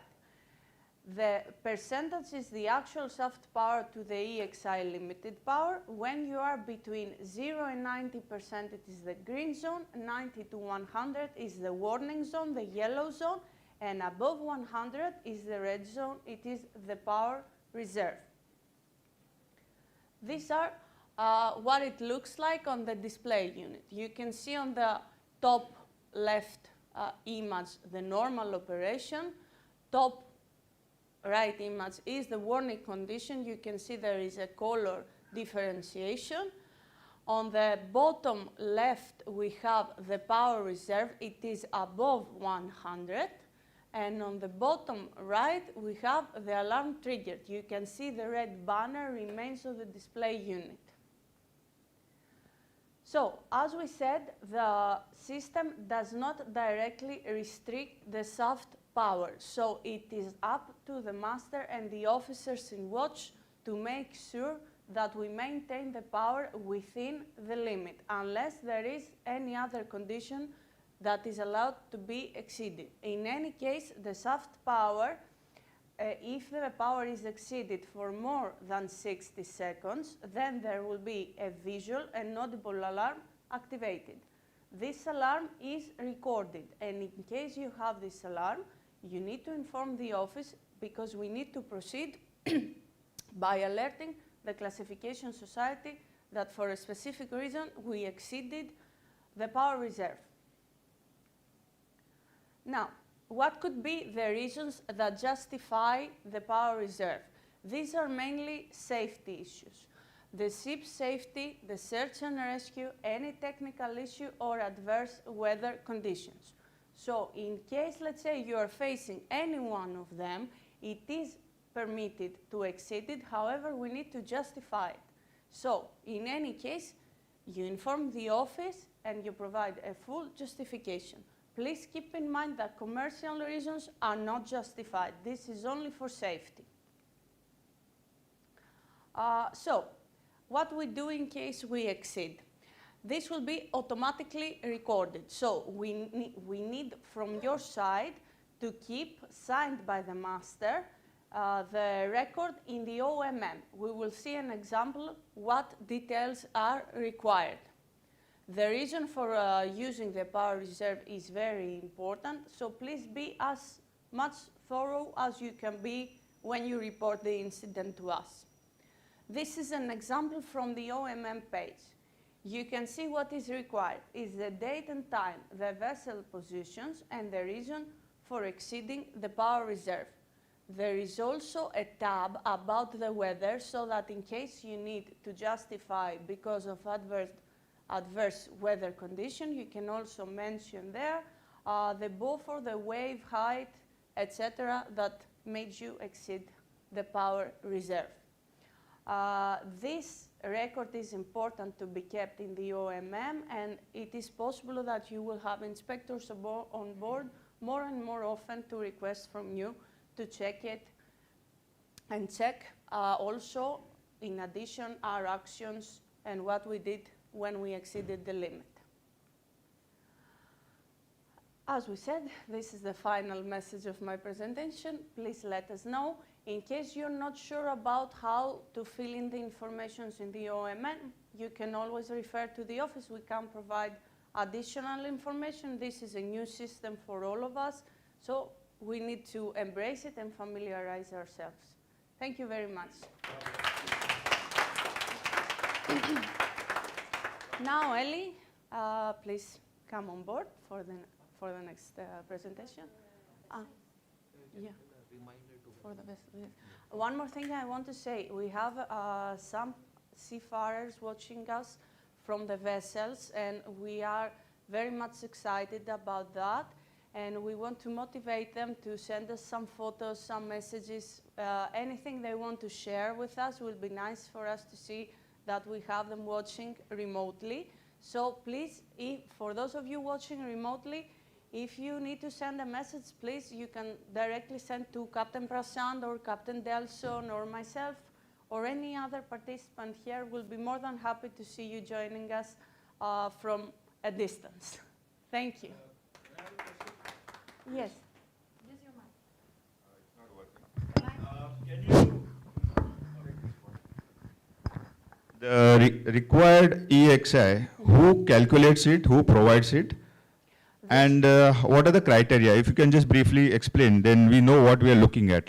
Yes, okay, so these are all in detail in the OMM. This is prepared by us and also approved by the Classification Society.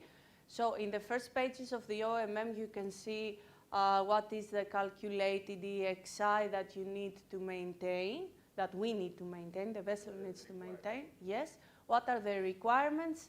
I think the regulation is also, some parts are also included there, so it's easy to see what is required and how we calculate it. But for me, because I checked it recently, the OMM provides a lot of information that is direct and short and easy to understand for the regulation. So I would refer you to that for those of you who have the Sapoli installed or the installation is upcoming. Thank you. Thank you.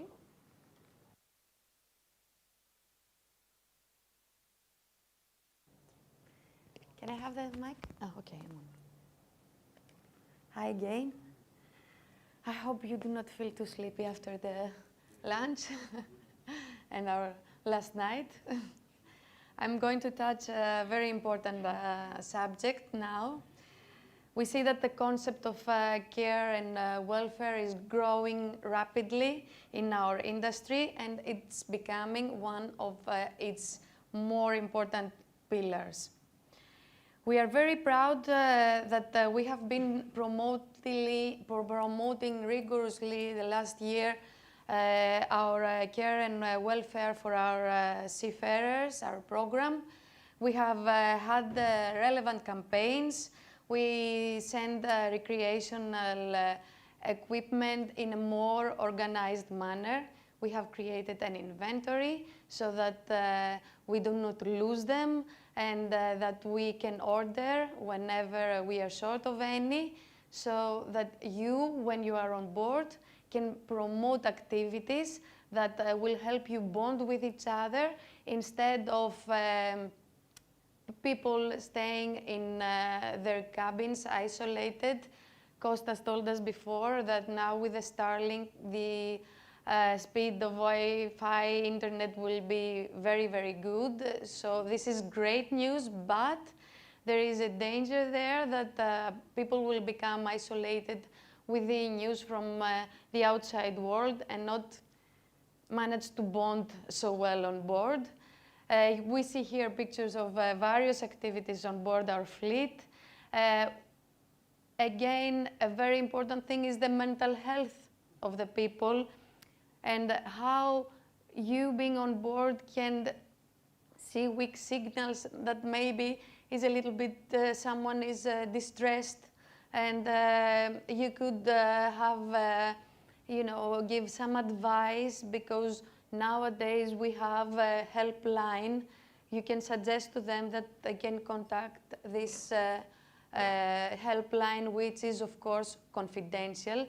And we have added an additional consultant on this who is responsible for your health and your mental health. You can get information from them very promptly. It's the Triton new company, and they give weekly advices on how you can stay healthy.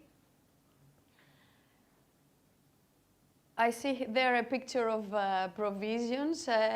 I would like to stress the fact that we will never ever from the office intentionally try to leave you without what you need on board to eat and relax, because food is such an important activity on board. It's not just when you're hungry, but it's also for you to feel better. Whenever you have any issue, please do not hesitate to call anyone in the office. Supply department, MAROPS department, SQE.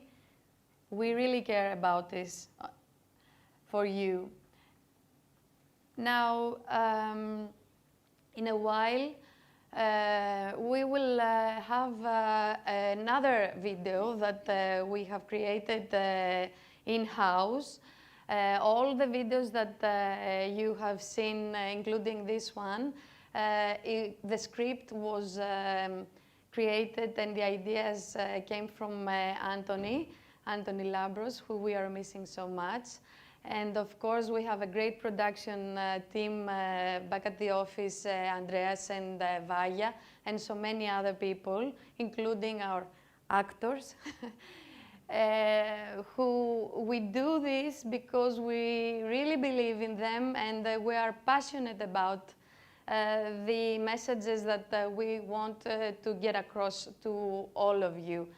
In this point, I will also add that we are even preparing a care and welfare manual, which tackles many, many issues about your physical and mental health. And we have also appointed a care and welfare coordinator, Ms. Hara Markazinu, been with the company for so many years. You know her as MRK, but now she has assumed this new role that inspires her. And you will see Hara in the closing remarks of the video we are about to watch.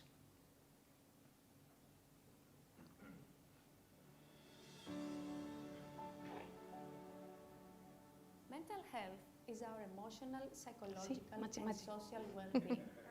It affects how we think, how we feel, how we act, and therefore how we behave and perform at work. It also determines how we handle stress, how we relate to others, how we make choices.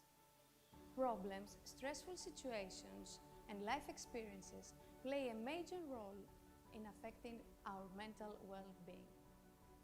When we are affected negatively, there are usually symptoms like eating or sleeping disorders, isolation, confusion, mood swings, or indifference.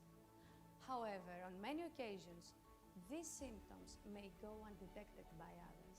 A seafarer's life is by definition more stressful. However, our mental well-being can be affected just the same ashore.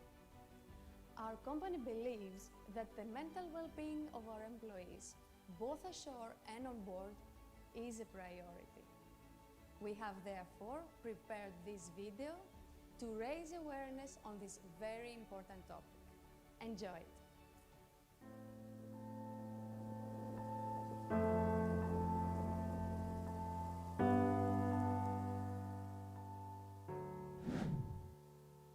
Chief, the second engineer is here and wants to complain about. Chief, what kind of food is this? Who do you think you are feeding? Animals? But nobody has complained before. Well, maybe, just maybe it wasn't so bad before. We have a load of problems. We are running the engine room, man, and we come up exhausted for a quick bite. And all we get is this crap. I'm so sorry. I'll cook something else. Would you Never like an mind. omelette? And I will eat some cookies and milk. Not a lot, but at least I will be able to eat it. Sorry.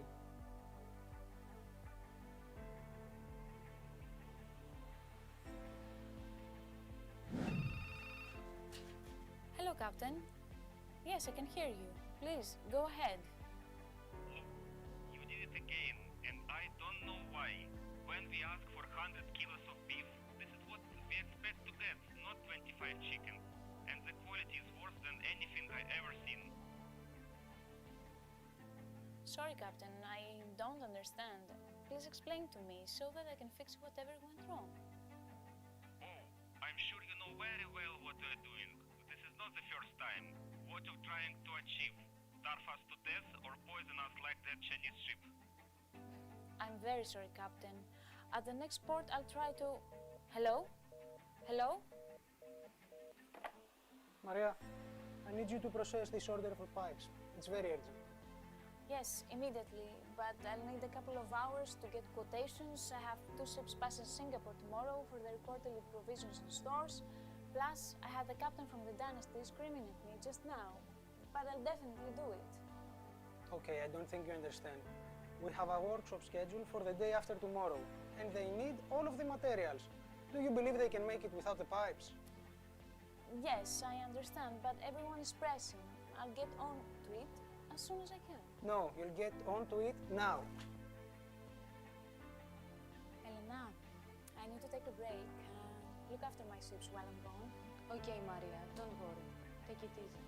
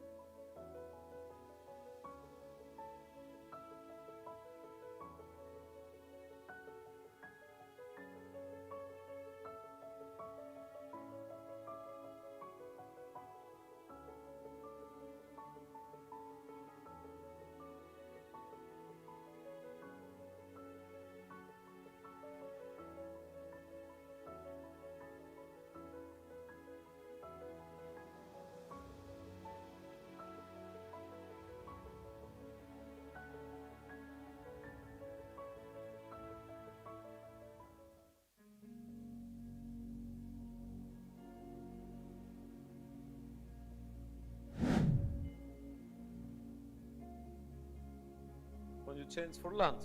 You know, we don't allow caverns in here. Sorry, I'll be quick. Just this once. We're doing the main engine inspections and we can't afford to lose any time. How is that coming along? Oh, thank you. When do you expect to be ready? Maybe another 8 hours or so, but I'll give you a 2 hours notice though.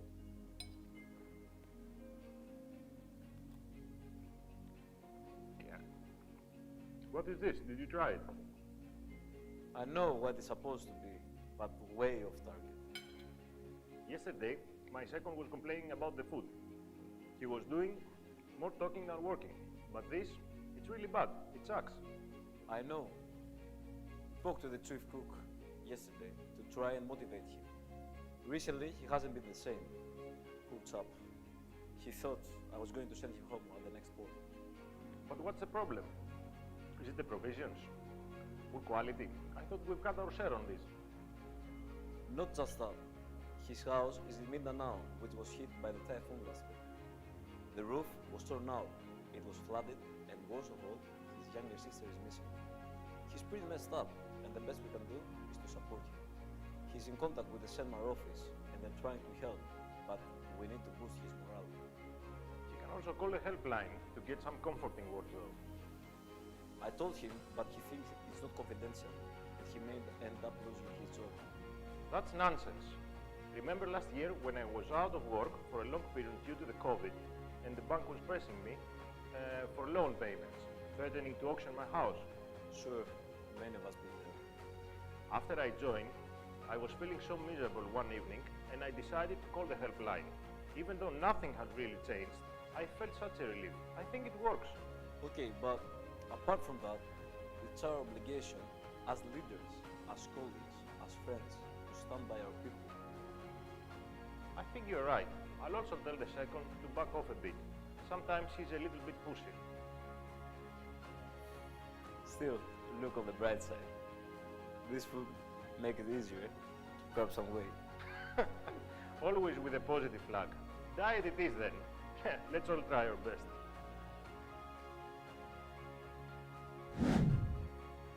Hello.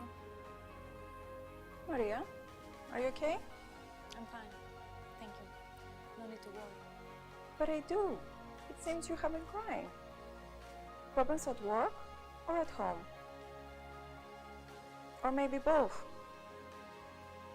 Come to my office and tell me all about it.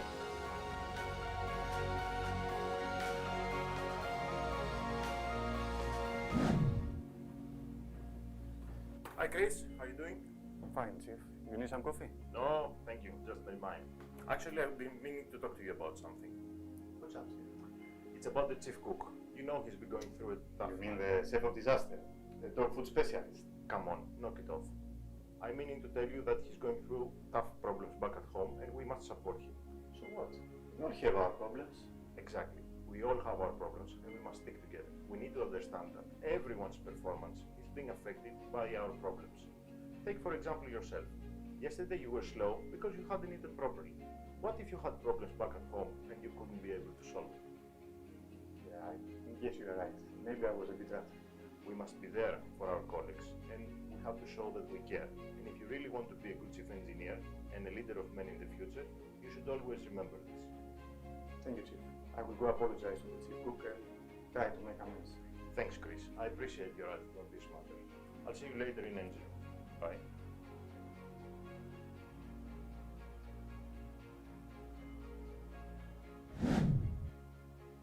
Have a seat, please.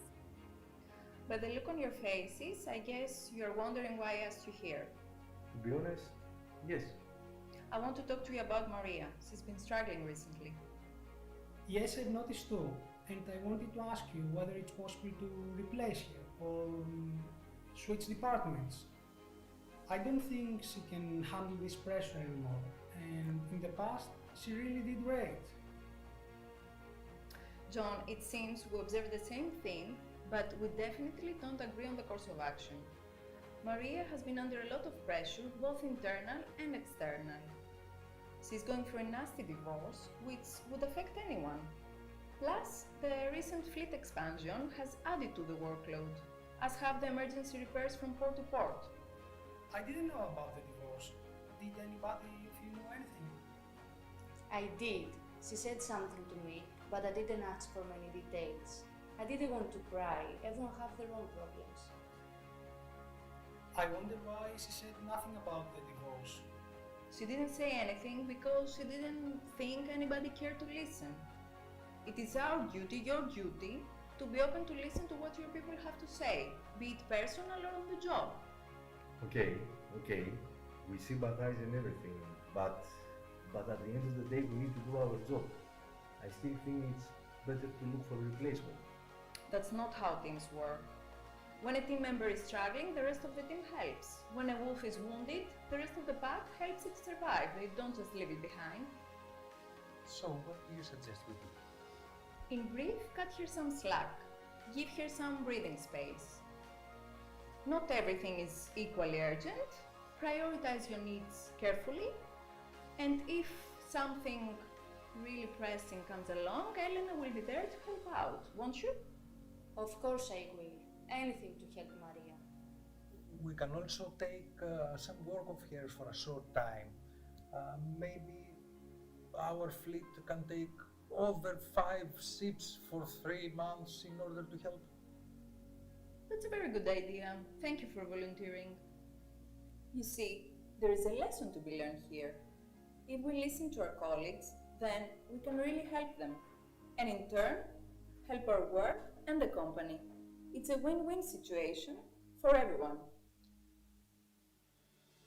Sometimes you can be so involved in your own swimming, you may not notice someone drowning right next to you. Let's not be that person. Let's be open. Let's be aware. Let's offer a listening ear and a helping hand to our colleagues. After all, what goes around comes around. Remember our company motto?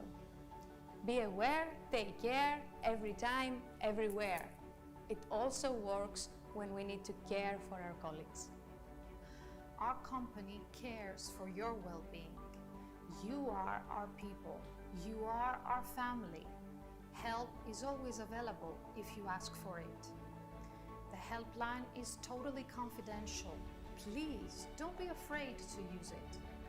Our people in CENMAR and the head office are always there for you. Please don't be afraid to reach out.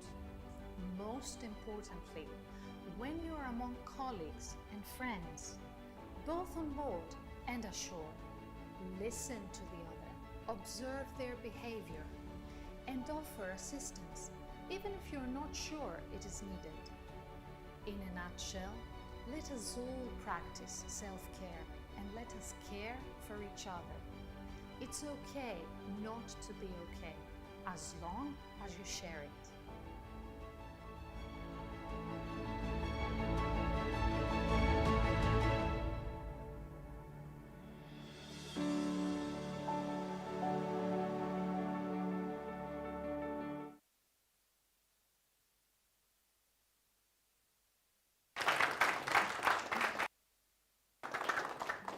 It's okay not to be okay, and the word here is empathy. As you can see, you saw in the video, mental health can affect any of us. It can be very common ashore, on board, and we realize the importance of mental health when we think about the most serious case that has ever happened to us. We may not have ever had a death due to an accident on board of our vessels, but we did have a suicide. This came as a shock to us. It was some years ago, and we never had any experience. We never believed that this was going to happen, something like that could happen. And we were not prepared for this. We have even discussed this case during the CEO conference that is arranged by Shell, in which more than 100 companies participate. And we felt the need to discuss about it with them. And we thought it was a unique case, but we realized that everybody had such cases all companies, they were raising their hands and discussing about it. And even one company, a Northern European ship manager, said, we have had 5 in the last year alone, which shows how important is this topic. Now, this happened back in September 2017. Let's go back and remember what happened in this sad day. The vessel was passing off southern coast of Greece, and at night a pair of slippers was found in the port side of a poop deck near the lifeboat. The alarm was sounded. All crew were accounted for after search, but the electrical officer was missing. His cabin was found empty, and the authorities were informed, and there was a big search at sea and by air that lasted for days, but unfortunately he was never found. A suicide note was found in his cabin. Mr. Tunnel was a husband and a father of 3 children, a good person by heart, an experienced crew member, a professional seafarer, hardworking and very committed to his job. He had good evaluations, and it was found later that he had some personal problems. But who doesn't? Now I'd like to invite someone who was there and had to witness these dramatic events. Chief Officer Sahu.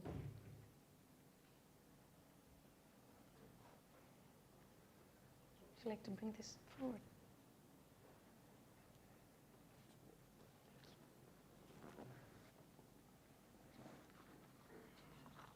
So,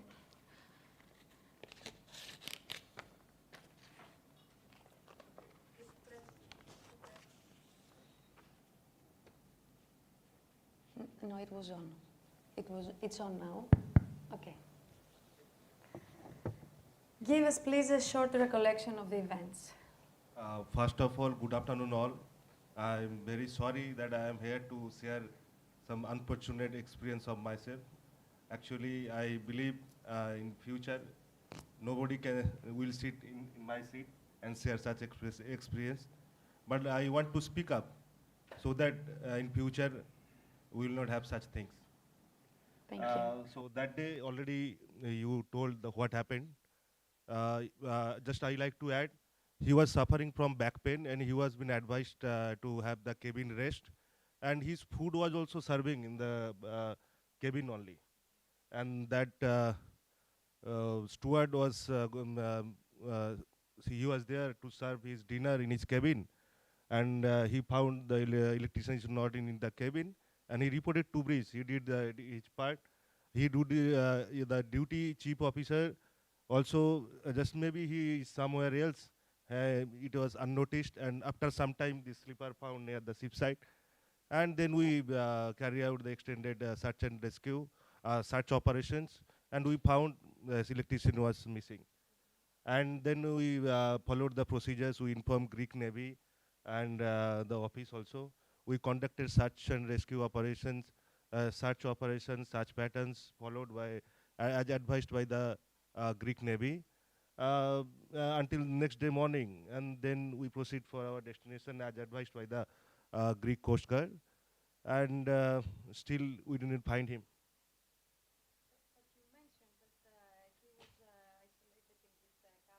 Yeah, because he was back pain. Yeah, he right? was back pain. He was not able to work properly, and we are seeking medical advice, telemedical advice as well, and also we are in continuous communication with the company. And company was planning to get him off in the next port in the Istanbul, because vessel was en route from Fos to Black Sea, maybe Novoskis. Yeah. Yeah. So maybe this cabin isolation for several days could have been a weak signal. Someone who is not feeling well and is by himself all these days. But who knows?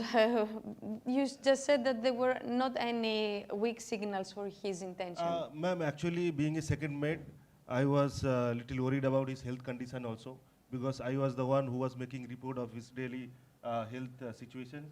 So I used to visit him before I come to watch around 11:45 every day. I see. And that day also, that tragic day also, I visited him, but I never found any weak signal. He was just okay with me. Such a difficult case. Did you or anyone else see anything out of the ordinary, except maybe regarding his duties before he got isolated? No, he was excellent. I don't think, but we didn't notice anything. If I could have been noticed anything, I should have stopped him. So you don't believe there could have been done anything differently? Yeah, I think so, because sometimes I feel we fail to reach to him. We fail to understand his emotions.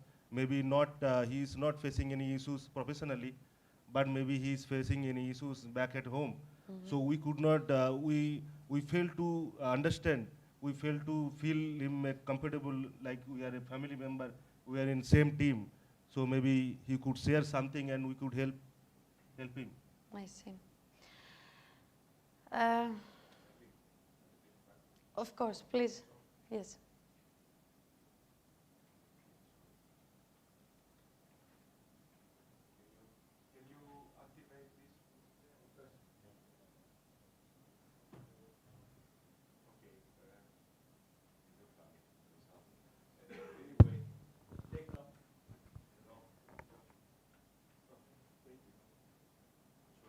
Yeah.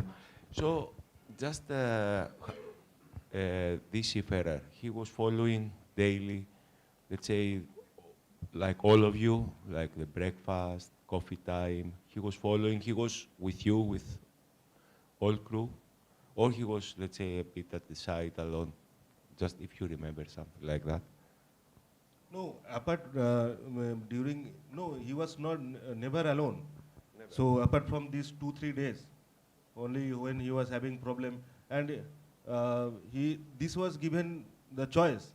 If you want to come to work, then it's your choice. But he took like, okay, I cannot go to work, so I'll stay in his, my cabin. So we decided to, okay, because better give him some rest, and then we put him in the cabin rest. So that was only the 3 days. Maybe he received somebody for, okay, thank you. And now, for you and your colleagues, what were your feelings as soon as you discovered what happened? Shock, disbelief, sorrow? Ma'am, frankly speaking, all of them. Because literally I was shocked, it was unbelievable also, and pain is still here. Still here. And was also angry on me, like I could not reach to him and I could not help him from taking such a massive decision. So, and back then, we didn't know what to do to help you, yes. who you were on board the vessel. We didn't have the helpline. We couldn't realize that, okay, the man was lost, but what about the people, the rest of the people on board the vessel who had such a traumatic experience?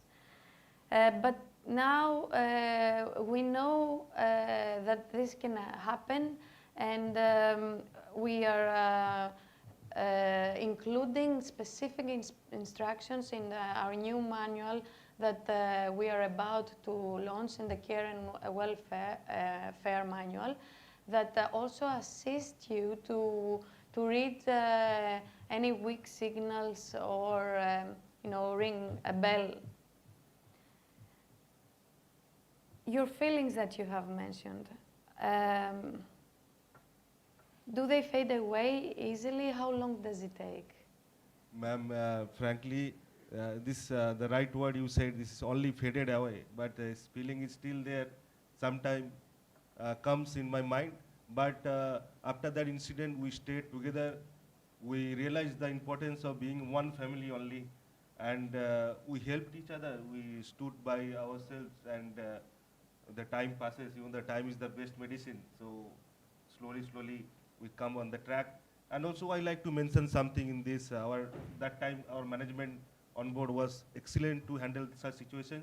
And also from the office also one message came, like that day we didn't have some significant words that time and too much campaigns on the mental well-being also. But one message from office came like, it's okay for everybody if they cannot give their 100%. So it is okay. That now it is coming on, it's okay not to be okay. So that really boosted ourselves that, okay, the office is also with us. From this rating to the top management, it's all only one family. I'm glad And to after hear that that. decision, we realized this is the family only. And we stood by each other, and then how we recover from this. So this is a lesson learned. Of course, ma'am. This is the most important lesson learned. How easy or difficult is it for a seaman to speak up and admit to his colleagues that he has problems? Yeah, ma'am, this is actually really very difficult to understand because we are in such barriers, like we have some generally we have some professional relations on board, and but we have to actually we have some differences in ranks also. So sometimes what generally happens that it stops me, like if I say something, maybe my senior officers will, how they will think, how they will react, how the situation will change after that if I share something. But these things we are learning, still learning, that this, apart from these professional reasons, we have to improve, we have to understand that this is also our family, another family. So it's if apart from these rank differences, anybody is, if he's not feeling happy, then I am unhappy also. So we're still learning on that, and we are just developing. What you just said reminds me one of the 5 human performance principles, which is context drives behavior. And it is so important to have the proper atmosphere and the feeling of friendship and respect on board the vessel. And I think this is great help in such cases. Yes. And from your personal experience, how likely is it that you would use the confidential support line? Ma'am, back then in 2017, this support line was actually not there. But these things now from the past, these incidents we are learning, this company is too much promoting on the mental well-being. Now we are learning, and also we have now the mental the confidential support line. And which of course will use in future if something happens. And also on board, too much training, campaigning, and we are pressing the posters everywhere. So we are pressing everybody to help support, to get support from the confidential line. I'm happy that our campaigns have some results. Yes, of course, ma'am. Did you feel the need for a psychological support after this incident? Or if not you, then maybe some others of your colleagues? Actually, we are not ready because this was my first such experiences. And also you could make out the pale faces roaming around on board. But that psychological, I mean, if you ask me the support from psychological expert, we didn't feel for that, but we stayed together. We conducted safety meetings. The pupils, they was not, actually they started seeing supernatural things also. Oh. But we stayed together, we had conducted safety meetings, and we stayed together, and we together we just overcome, but we didn't realize to get some expert psychological support. Thank you so much. Keep in mind that it's okay also to get a professional expert to support you in such occasion. Of course, not only when you are on board, but ashore as well. Thank you so much for this valuable feedback on this important topic. It has been great. Thank you for coming forward.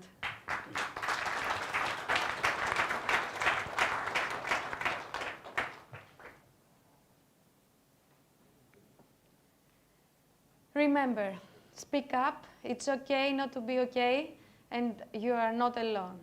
Thank you.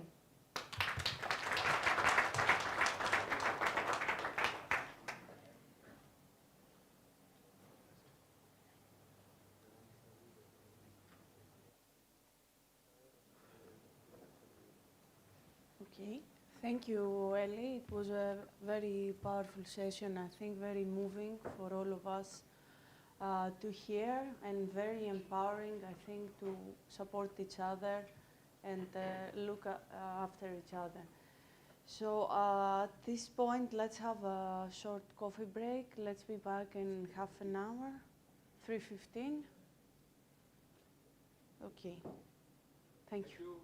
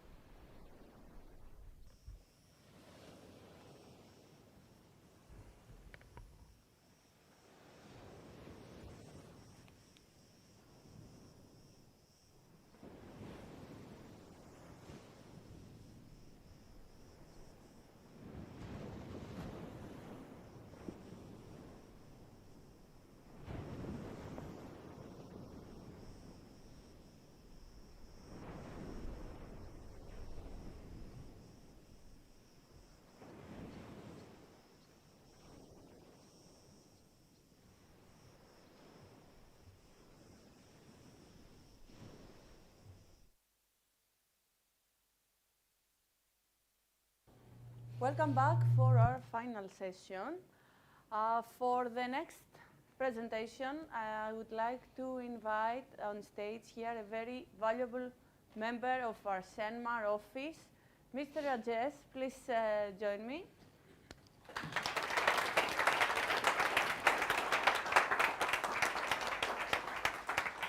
Good afternoon, ladies and gentlemen. This is the first time I'm coming on stage. Stage fear is still there, so bear with me. Okay, so help us to support me if I go speechless. Support. So I'm presently here to some of the charity work which has been introduced by the company from now on. So this time, from the management has said to donate some amount, X amount of money for a charity purpose. So we selected one of the Nest Foundation India, who has been taking care of orphan girls. Okay, they are having around 29 girls, aged from 7 till 21 years. So they are open an orphanage, and they are running the orphanage. Then we asked what are the supports you require. So they gave us a list of some things, what they need for the year. So finally we decided to donate the provisions for the month, for the entire year. So the expenses which comes to around $350, which has been for the year around, we are paying it. This is what we are doing right now. Okay. And these are the girls. Some of the girls. I have not taken the entire of it. These are the girls whom we met along with George, and we had a wonderful experience on sharing with the girls. It was a totally emotion which came out. What difficult the girls underwent. We heard the stories, and they are struggling and they are doing good in the life. So this is the best experience I can share with you, what we have done with the recent times. Give big applause for Hara and Panavatis, who started the things, conveyed the message to me, and we started a good work, and this is the result of it. And it is a support, it is a complete support. And I felt, we shared with George also, it felt it's out of heaven, what we are doing. Understood? So then that is what we have. And secondly, I'm going to introduce one more good news to our entire family, CENMAR family, the insurance to the family members. Biggest thing is that not only the seafarers has been covered, but we are covering the family also. The family means wife and the children. And if it's a bachelor, mother and father. Again, applause to this management. Great applause to the management. Clear? Now I will present you with my colleagues who is doing the... You have to say one more thing. 3 we have. Charity, second, and the third one is also very fresh. Which is the biggest to our CENMAR family. We are going to a new location, new pre-location from, it's Andheri only, Andheri Kurla Road. We are going to Wall Street, Kanakia Wall Street. We are going to a new office. New office. Hope so by 1st of April we may go to the new location. And Mr. George is totally in charge of the... Not totally. I try the best. The best part of it is that it is a swanky office in mid of the thing, and it is, you have to visit. All will has to visit. Then you understand the things of where we were and where we are going to. All the best. Thank you very much. Thank you. Thank you very much. Now I introduce to the panel the insurance person who is going to give the presentation, and then we'll come here. After the presentation, we have a small session of question answers. If you have anything to tell, convey the message, you can please.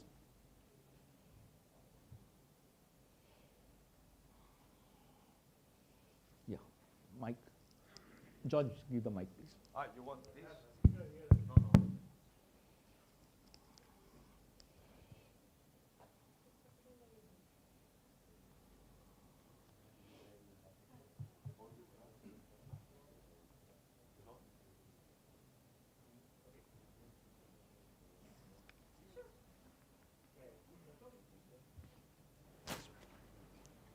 Or is it comfortable? No, no, I'll stand and speak. Okay. Am I audible? Yes. Okay, so. Oh, Okay. thank you. So, good afternoon, ladies and gentlemen. I'm Sarita Naik from Star Health and Allied Insurance Company. I take care of western part for LNDPs, I mean Western India for LNDPs. And for next 1 hour. No. So it's a very, very brief discussion about health insurance. I'll be talking roughly about 2 minutes about Star Health, what my company is, and another 3 to 4 minutes about the health insurance coverages and what product actually has for all of you. And then whatever questions you have in your mind, you can ask and we'll have open discussion about the coverages part. So before we move, I really thank Rajesh sir for his, not only giving us time for this presentation, but actually thinking about giving health insurance to its employees. So not everyone does that. Not everyone does that. We are in the health insurance industry for the past 17 years, and we have seen there are a lot of companies who only think about giving cover, but there are very few insurance companies, these companies, who actually go ahead and provide cover to their employees. So our sincere gratitude to you and your company, sir. So here, as it is mentioned, we are the first standalone health insurance company in India. We started selling only health insurance in India as a standalone health insurance company in 2006. So our head office, we'll move to next slide, no? This one? The middle one. Okay. So we have our head office at Chennai. Apart from that, we have 800 plus branch offices across India. So as a policy holder, you can go to any of our offices and avail any kind of services you want to have. It is not required that whichever branch you only have taken policy, you have to go to that particular branch. Across India, we have branches. You can avail services from anywhere. The next is we have, if you are aware about the concept of insurance, the very, very important and integral part of health insurance piece is claim settlement team. So most of the companies outsource their claim settlement team. We are the company where we have our own doctors where we settle the claim in-house. So as I said, we have head office at Chennai. The team sits there and process claims for entire pan-India. We are the second largest insurance company having 6 lakhs plus agents distribution channel across India. And then rest of the details, I'm sure they are not that relevant to you, so I'm avoiding. Actually, if you see this PPT, there are around 20-25 slides, but the time constraint is there, so I've selected few very, very important and relevant slides to you. So this is what we are in the industry. Last year, health insurance industry in retail piece did 35,000 crores of premium. Out of that, we did close to 12,000 crores, being #1 health insurance company in India. So don't worry, you are with the #1 private player in India, and the rest of the insurance companies, you can see the names. This year also, the legacy continues. We are having 33% of entire retail piece. Up to December, we have done close to 10,000 crores of premium. Up to January end, we have already crossed last year's numbers. So as far as retail insurance is concerned, don't worry, we are there with you on all the stages of your claim processing. These are certain awards, majorly for innovations and best products. On product piece, we have around 50-55 product covering a baby when he or she is in the womb of the mother till there is no entry age. We are providing cover to 80, 85, even 100 years of individual. So we have policies across all the ages, people who are suffering from cancer or cardiac ailments, generally nobody gives them cover, but we are providing cover to those population also. As I told you, can I have a bottle of water? Yes, sure. I love this, thank you so much. So as I told you, we have around 55 products. We have chosen one of the best product for you. We'll be discussing what are all features this product has, and then if you have query, we can discuss. So the health insurance covers the medical expenses incurred at the hospital where 24 hours hospitalization is required, and the hospitalization is maybe because of accident or illnesses or diseases, we cover all. Next is we cover pre and post hospitalization expenses, like before hospitalization, if there are certain expenses incurred, we pay that. After discharge, if there are medical expenses, we pay for that also. This policy will have a coverage where, unfortunately, if there is admission, you or your family members can get into a single private AC room of any of the hospital across India. We have cashless facility across 14,000 hospitals. So it's always better to go for a cashless facility where we pay to the hospital on behalf of you. You need not to pay for the medical expenses. Where there is no cashless available and you want to go to a particular hospital, we also do situation based cashless hospital with the non-network hospitals also. But if it is not possible, you always can spend money first, submit papers to us, and then reimbursement will happen. So the coverage for medical expenses pre and post. Then if we go by term, the hospitalization for 24 hours is must. But we understand there are certain procedures where 24 hours hospitalization is not required. So, the surgery may happen in just 2-3 hours and the same day patient can be discharged. We also cover such treatments where we call them as day care procedures. We cover the road ambulance at actuals, there is no specific limit. If a patient has to be airlifted from somewhere to the nearest hospital, we pay for air ambulance also in this product. Then regular health checkups are also covered, like every year you and your family members can undergo health checkup and we'll reimburse that health checkup amount. If there's no claim during 1 year, next year the sum insured gets double. So suppose you have taken a 10 lakhs policy and there's no claim, next year the sum insured would be 10. Along with that 10 lakhs, we also provide 10 lakhs as a no claim bonus. So you will be entitled for 20 lakhs of medical expenses coverage. In fact, if that 20 lakhs is also exhausted, unfortunately in the claim, we also give one sum insured as a restoration.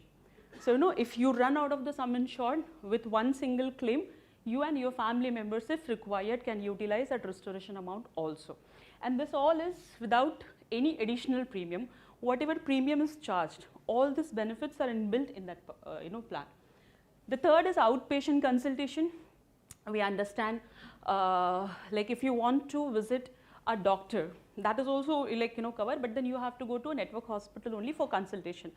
But we have a teleconsultation facility and we have right from cardiologists to oncologists to all the specialty doctors where you, your family members, in fact your family members who are not covered, they also can have this unlimited teleconsultation facility. They will suggest medicine, checkups, whatever treatment, but the advice is free of cost. Even your family members who are not covered, like your brother or sister, friends, whoever wants a teleconsultation will be giving it for free any number of time during the year. Then we also cover like dental treatments or even spectacles once in 3 years. So a specific amount is given. Up to that amount you can even purchase your spectacles also or any cosmetic related dental treatment.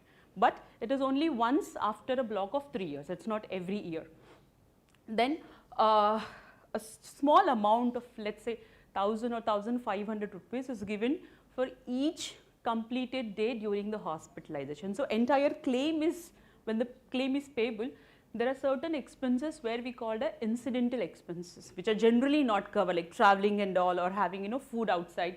So we pay over and above whatever medical expenses are there, over and above a specific amount per day, where we call it as a hospital cash benefit. So that is also we have incorporated in the same policy. Automatic restoration, I have already told that if the sum insured is exhausted, we give one more sum insured for free, where same person can use for same disease or your family members can use for it. This policy also covers maternity expenses and the newborn baby from day one itself. Of course, for maternity expenses, there's a waiting period, but those of you who wants maternity to be covered immediately, we also can suggest a little different plan for those such of you. Organ donor expenses as part of sum insured. Unfortunately, if someone requires organ to be donated, the person who is donating organ, we pay for the medical expenses of that person also. And if unfortunately after donating organ, that person needs some medical attention, we give equal sum insured to the donor also. So we are not only taking care of our policy holder, we are taking care of the person who is giving organ donation to our policy holder by giving one additional sum insured to that person also. Ayurvedic treatments, though generally people don't go for Ayurvedic treatment, but as a part of coverage, we are also have certain amount reserved or stored as a Ayurvedic or this Ayurvedic and homeopathic kind of treatment. Modern treatment like robotic surgeries or immunotherapy, which were kept out of insurance scope, but we are covering those modern treatments like robotic surgeries and all in this policy also. Bariatric surgery is a kind of modern treatment. Then equal amount of personal accident like accidental death and disability cover is also inbuilt in this policy. So let's say if the cover is 10 lakhs for medical expenses, 10 lakhs is also given for personal accident and accidental disability cover to one member of the family. If you are doing certain wellness activities and if you are recording those activities in our application, we give a premium discount on every renewal. So people who are fitness freak and they are earning certain points, it will be converted into discount in your renewal policies. And then this is a buyback PED. In insurance language, we give policies to healthy people. Okay, but if somebody is having a normal issues like diabetes or hypertension, we do cover them. But to cover that disease, there would be a waiting period of 3 years. With this policy, that 3 years can be reduced to just 1 year. That is called as buyback PED. So we have incorporated that benefit also in the policy. And last but not the least, domiciliary benefit. During COVID period, we understood that many of our insured people need hospitalization at home where hospital beds are not available. So those domiciliary treatments where the patient is hospitalized at ease of his home, those treatments are also covered in this policy. Okay, so that is it about the product and the insurance piece. We'll move ahead with the Q&A session. So if any of you wants to ask anything, I can answer that. Yeah, Seja. Yes. Seja. Good afternoon, everyone. Good afternoon. Ma'am, I need to ask you regarding OPD, you said. Okay. In my previous company, I had marine benefit card, which was again the same insurance. In that, this OPD, we used to call to the marine benefit agency, which was managed by Paramount in India. So we used to call them and they used to say, okay, we have booked your OPD on so-and-so hospital, you go on so-and-so slot. What is your way of this? Here this policy primarily will cover for the hospitalization expenses including daycare treatments. OPD we cover only the consultation part, not the medicine and the test and all. So whatever tests are suggested or whatever medicine is suggested on OPD, that is not covered as a standalone OPD, but the unlimited consultation part is there, and if a person wants to go to our network hospital, then that consultation we will pay for it, but not the otherwise OPD. No, but if somebody has some problem in the stomach and he need to go for ultrasound or something, so how will he go? He has to spend money, or it will be advised by your company, okay, you go ahead with this? If somebody is having a problem and when they go for a consultation, let's say it is only a consultation and medicine and pathology expenses is incurred, after that if there is a hospitalization suggested, then we cover that hospitalization plus the expenses incurred before hospitalization as a part of pre-hospital expense. So that will be covered, but the main part is person has to get hospitalized for whatever the treatment he was seeking for, and then if the hospitalization is covered, then this OPD expenses will get covered as a part of pre-hospital expenses. But if there is no hospital, then this OPD expenses will not be covered. In this product, we also have a dedicated OPD policy where we pay the consultation, medicine, pathology, everything, but that is a separate policy. Okay, understood. Thank you. That's it. Can we move ahead? OPD stands for what? OPD is actually the full form is outpatient department, but in India the abbreviation is very popular, saying that OPD. That's why I asked. Thanks. So it has to be called as outpatient expenses. Just one more question I have. What is the validity? Like, is it lifelong cover or it's till retirement or? Great question. This policy has a renewability till lifelong. So once it is given, insured person can renew this policy till lifelong period. So then I'll pass the question to Mr. Rajesh. What is our take? What's the company? Immediate action is for the 1 year, which will be extended for the next. Seeing how it goes in. It depends. Now we have standard amount is fixed for it. If it is workable, we can go ahead for the next year. We see the things how it moves. Then we can take the decision on that. As of time, it's 1 year. In fact, this policy is a policy which can be migrated from one product to another. It can be migrated from one insurance company to another along with all the continuity benefits. So as far as employees are concerned, this kind of policies are best with continuity benefits. Of course, that would not happen, but just I'm telling. Yes. Yes, sir. So, the children, what is the age? There is any limitation for the children? The family? Children. In this policy, it is up to 65. But as I told you, we have other policies, like we have one more product where the entry age, there is no restriction. We give policies till 80, 85, 90, whatever. Only the condition is person has to be insurable. He has to be like healthy. Okay, thank you. Not suffering from terminal illnesses or all. Suffering from conditions like hypertension or diabetes or asthma, smaller things, it's okay. We do accept with.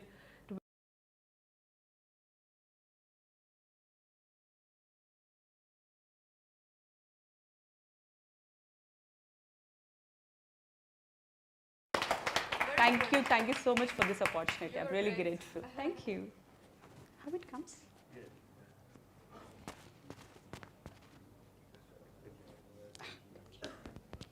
Can you open this? Okay. Sarita. Sarita, thank you so much. Thank you, ma'am. You were great. Fantastic. We'll go for the next one. Presentation. I would like to add further to this insurance scheme. Nothing could have been possible without the hard work of our first lady in insurance, Maria Malegu, who was passionately trying to achieve this scheme. It was not an easy task. You saw Maria in the first video yesterday acting as a strict CEO, but I assure you she's the exact opposite of this.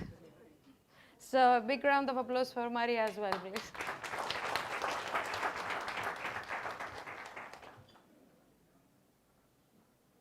Okay, we have a survey that we would like you to do with your mobile phones. Scan the code.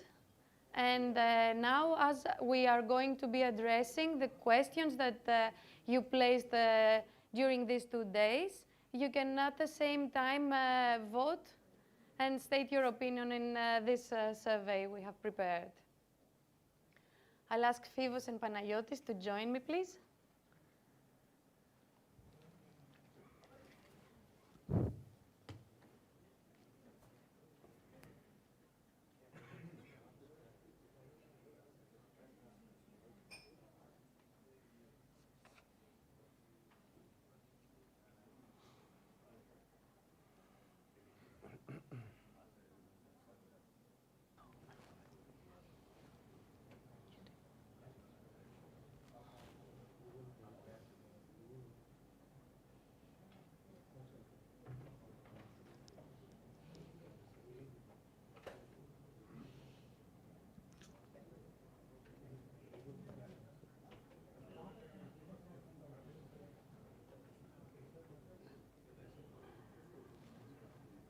Okay.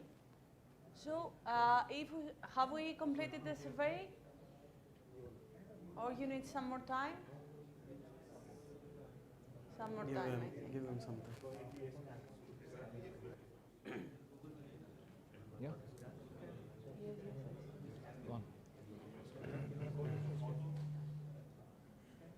Best part is coming now. Is anyone having any problem with scanning the QR?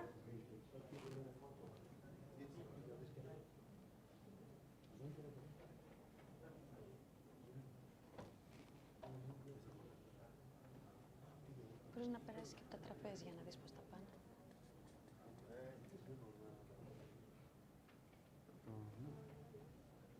I see everyone on their phones, so it's a good sign.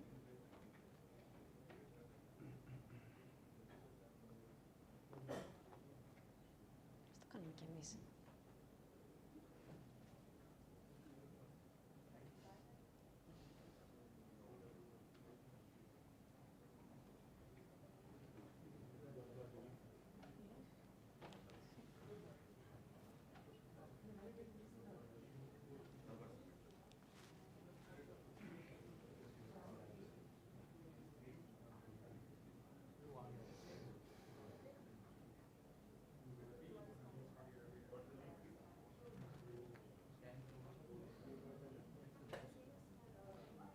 This one not working. Let's try. You can Is it try. the same? Yes, sir. You can try also this one if you want. Sejal? Or from the link is very easy. Keep it. Sejal, वो print out लेने किसको दिया था मैंने? वो देखिए.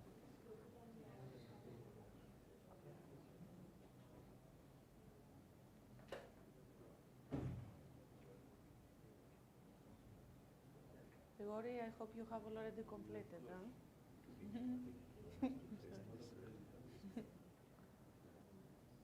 Say again.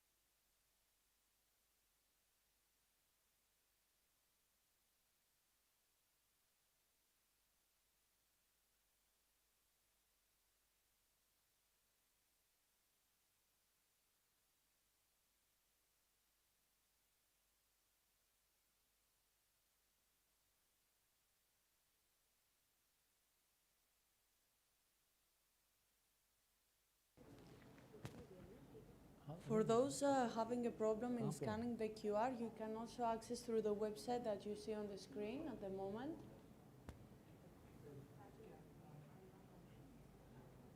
Battery वाला दिया और एक मैंने दो पे अपना list of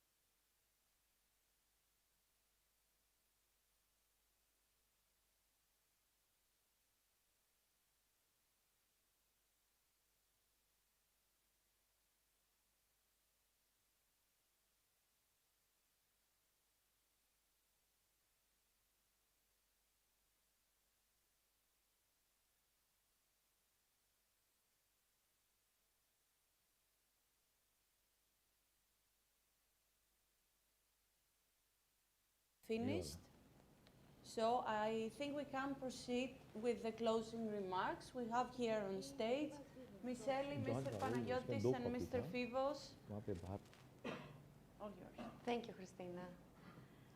Fivo, come a little bit in the front so I can see you. Of course. You can bring your chair. Just We will we'll- just comment a little bit on all the presentations. And what felt like most important for us personally, our own personal view.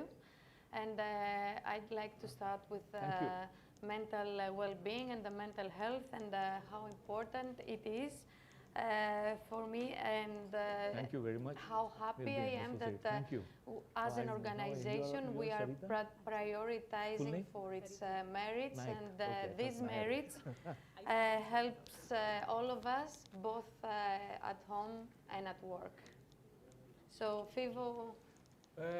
We touched upon the issue of security. We got the feeling through your feedback that this is a major concern. We totally understand. We are here to back you up for everything. We are here to make sure that you get home safe. We do everything we can, and rest assured we are as much concerned as you are. We will continue to do so. Kostas said about the cybersecurity, which is also related. It's something new. I would suggest that you don't take it as as an excessive exercise requirement or something which is of less importance. It's coming. It's the future technology. We have to be ready to accept, like we discussed yesterday about diversity. We have to see the future and adapt. And we also touched upon some cargo-related matters. It's the core of our business. It's what we are meant to do. We are meant to carry cargoes from A to B successfully and eventfully and keep everybody happy. Panagiotis? Yeah, we saw some very interesting topics these 2 days. One of them, if one looks back at all the agendas from all the forums in the past, I believe we will not find any of them that doesn't have something to say about bunkering. Sometimes it is about the quantities, the cappuccino effect. The other one is about CMOPs. Some other times it is about pollution, about how we can effectively do an operation that you do over and over again, but every time you have to see it as it was your first. I think it was very well presented, as well as the steering through high seas and bad weather. Captain Delson, I always enjoy his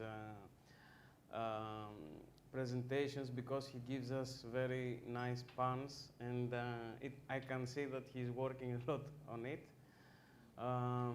It is very important for your safety, for the vessel, to have active look on this and always try to find the optimal weather routing.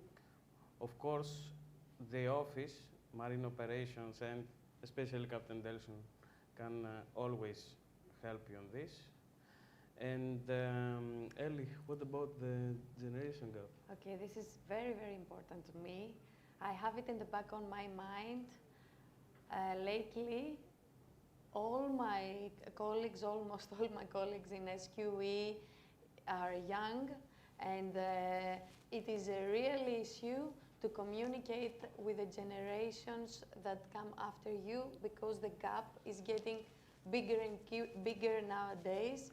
So what is important is to actively listen, irrelevant of the generation we belong to, actively listen to them, because our generation may be right and correct, but the other generation has valid points, and we have to pay attention in what they have to say. Panagiotis, your topic. I spoke yesterday about appraisals, I think this is a topic that we can talk for hours. I have heard many complaints from people. I have heard many takes on the matter. Shall it be open? Shall it not be open? Some people say, why only the top officers evaluate the ratings? The ratings should evaluate the officers. This is something that we do not only because it is required by the regulations, it's something that we do because it should be meaningful and promote also healthy environments on board. I understand that sometimes it can be difficult, but because I'm reviewing about 2,000 evaluations every month, I can see that most of you lately, especially lately, are trying you understand the importance, and your evaluations and your suggestions are more to the point. And this is the way that everyone moves forward. These are great news. Yeah, and also about customer complaints. Captain Prasad yesterday gave you a very fierce presentation. We all have to remember that we are an organization that is based on financial, so we all have to contribute to make it viable. So as we always try to satisfy our customers, so it is very important that from your side you help us with this heavy task.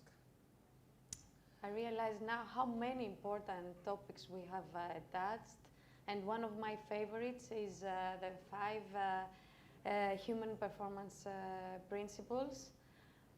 They are something that we need to not to forget on our daily routine, because they are real and they're there, and in the end these are about the human element. This is about us.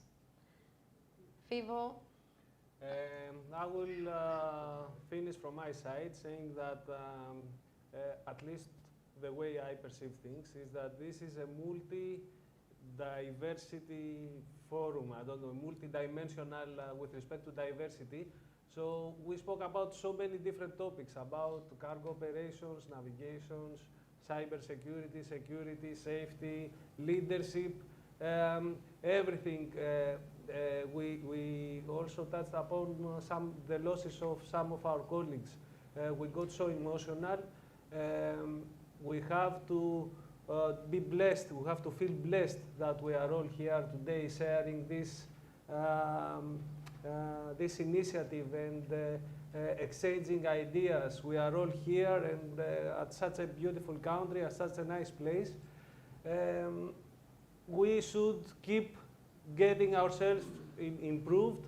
We should look forward. We should aim to get better.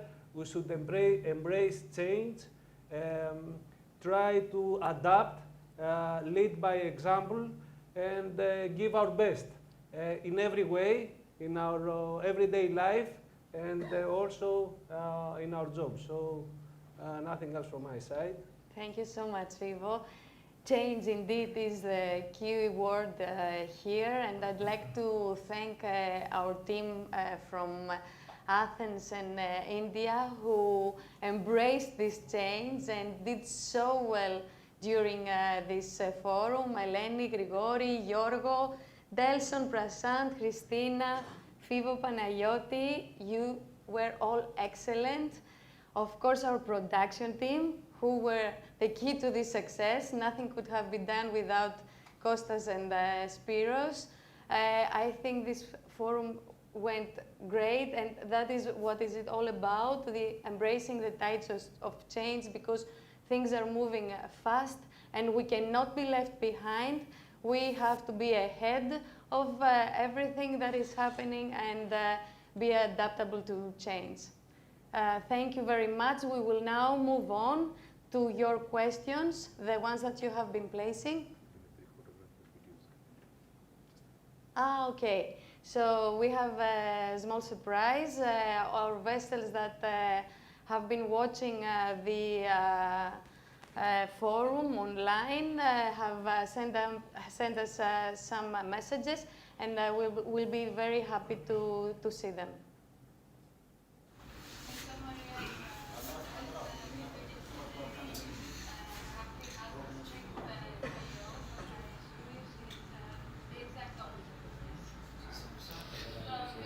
Say hi to hi from Dimitri.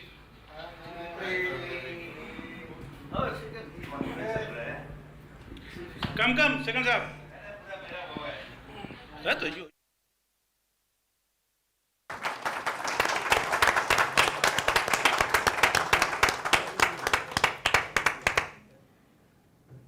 Are we moving to the Q&A session, or we have another message?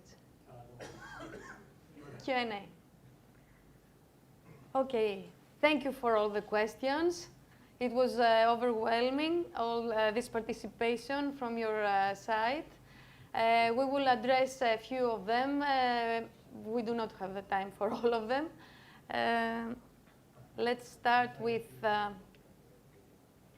this one. How can we determine the optimal number of training sessions per month to balance the need for skill? You are all very skillful, you are trained, and what we need to remember is that we should not add fatigue. There are so many trainings that we request from you because third parties request from us, and your schedule is full. So please focus in actual trainings like I talked about yesterday for actual drills. If you do not have the time to do them properly, please reschedule them for another time. There is no optimal number. It has to do with your schedule. And please use your stop work obligation whenever you believe you are overwhelmed with what we request from you. On one hand, on the other hand, we have to keep a balance with where our industry is, and our industry is very, very demanding. The next one. Is it really worth reporting 2 near misses and 1 unsafe act if it's not actually happened? Of course not. The fact that we insist on the 2 near misses and the unsafe acts to be reported is that they are real. It is impossible during a month not to have a near miss, 2 near misses, and plenty of unsafe acts or conditions. There is not such thing of trying to think about an unsafe, what would be an unsafe act. No, it's all over around you. You have to motivate the lower ranks to get feedback from them, to recognize what is the unsafe act and the unsafe condition, and come back to report it to you. Of course, only actual cases are relevant and what will make you better. Now, for the next one, I would like Christina to say a few things. Running defect lists should be sent by master on monthly basis in order to inform office regarding all defects. Okay, so if the comment refers to any malfunction, let's say, of machinery or equipment in general, we strongly encourage you to report to either technical or MAROPS department about the malfunction, and rest assured someone will follow up.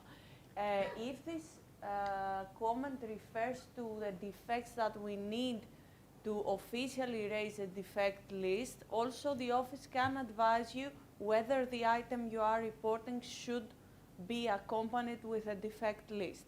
In any case, you know, we have some tools that we use on a weekly basis, such as the attention file and the job order list. So it is a good way to follow up all the tasks that we have through them. But also, we check on daily basis all the open issues we have with the vessel. So there is no need to report them on monthly basis. Rest assured we are taking care of it, and we are in continuous communication with each other to address them. Thank you, Christina. Thank you. Another thing that came up later, and I didn't have time to put it in this PowerPoint, was the very valid point of defibrillators to exist on board the vessels. I'm very happy that you mentioned it because I have forgotten to add it in our presentations. We had made the decision to supply all the vessels with defibrillators, and not just that, to have the instructions on how to use them live, because this new company I mentioned, who will be in charge of your health, Triton, are the ones to instruct you on how to use them properly, and this is coming now very, very soon in all our fleets. Fiva, would you like to address the next one? Yes, I see a question here, a remark about the food quality for the supplies at Egypt. First of all, thank you for your feedback. You should continue to do this every time that you come across. This stands for all the suppliers. So whatever you see that is not at the quality that it should, please report. Please feel free to report immediately. We need your feedback. Just to let you know, most of you should be aware that the supply department has been recently restructured. So it's working now in a better way. We need your feedback. And we are aiming to avoid supply at Egypt where is possible. Sometimes, as you know, the vessels are in the spot market, and depending on the trade, we then don't get much chances. However, it is also in your hands when you approach at a port which is suitable for supplies like Singapore, like Piraeus, Northern European ports like Rotterdam. If you see that you have still not run very short, but it is a good opportunity to give some additional supplies, please do so. Discuss with the supply officer, let us know, and we will do our best, of course, to make sure that you get the best quality products that we can. So. Thank you, Fivo. Thank you. Now the next one, I have to tell you that Anthony was here for us throughout this whole forum, not just mentally, but supporting us with advices and boosting messages. So this question that many of you have asked about decarbonization, he sent me a message, and I would like to read it to convey to you. Decarbonization is an industry goal. However, the path towards this goal is not that clear yet. Different technologies are still in development phase. LNG fuel, used in dual fuel engines, is a technology that is developed but is very expensive. The fuel is not widely available yet and is considered only an interim solution, as LNG is in itself a fossil fuel.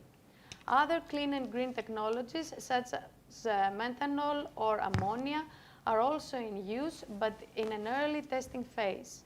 Once the suitable technology is developed and mature enough to be applied, the company will definitely invest in it.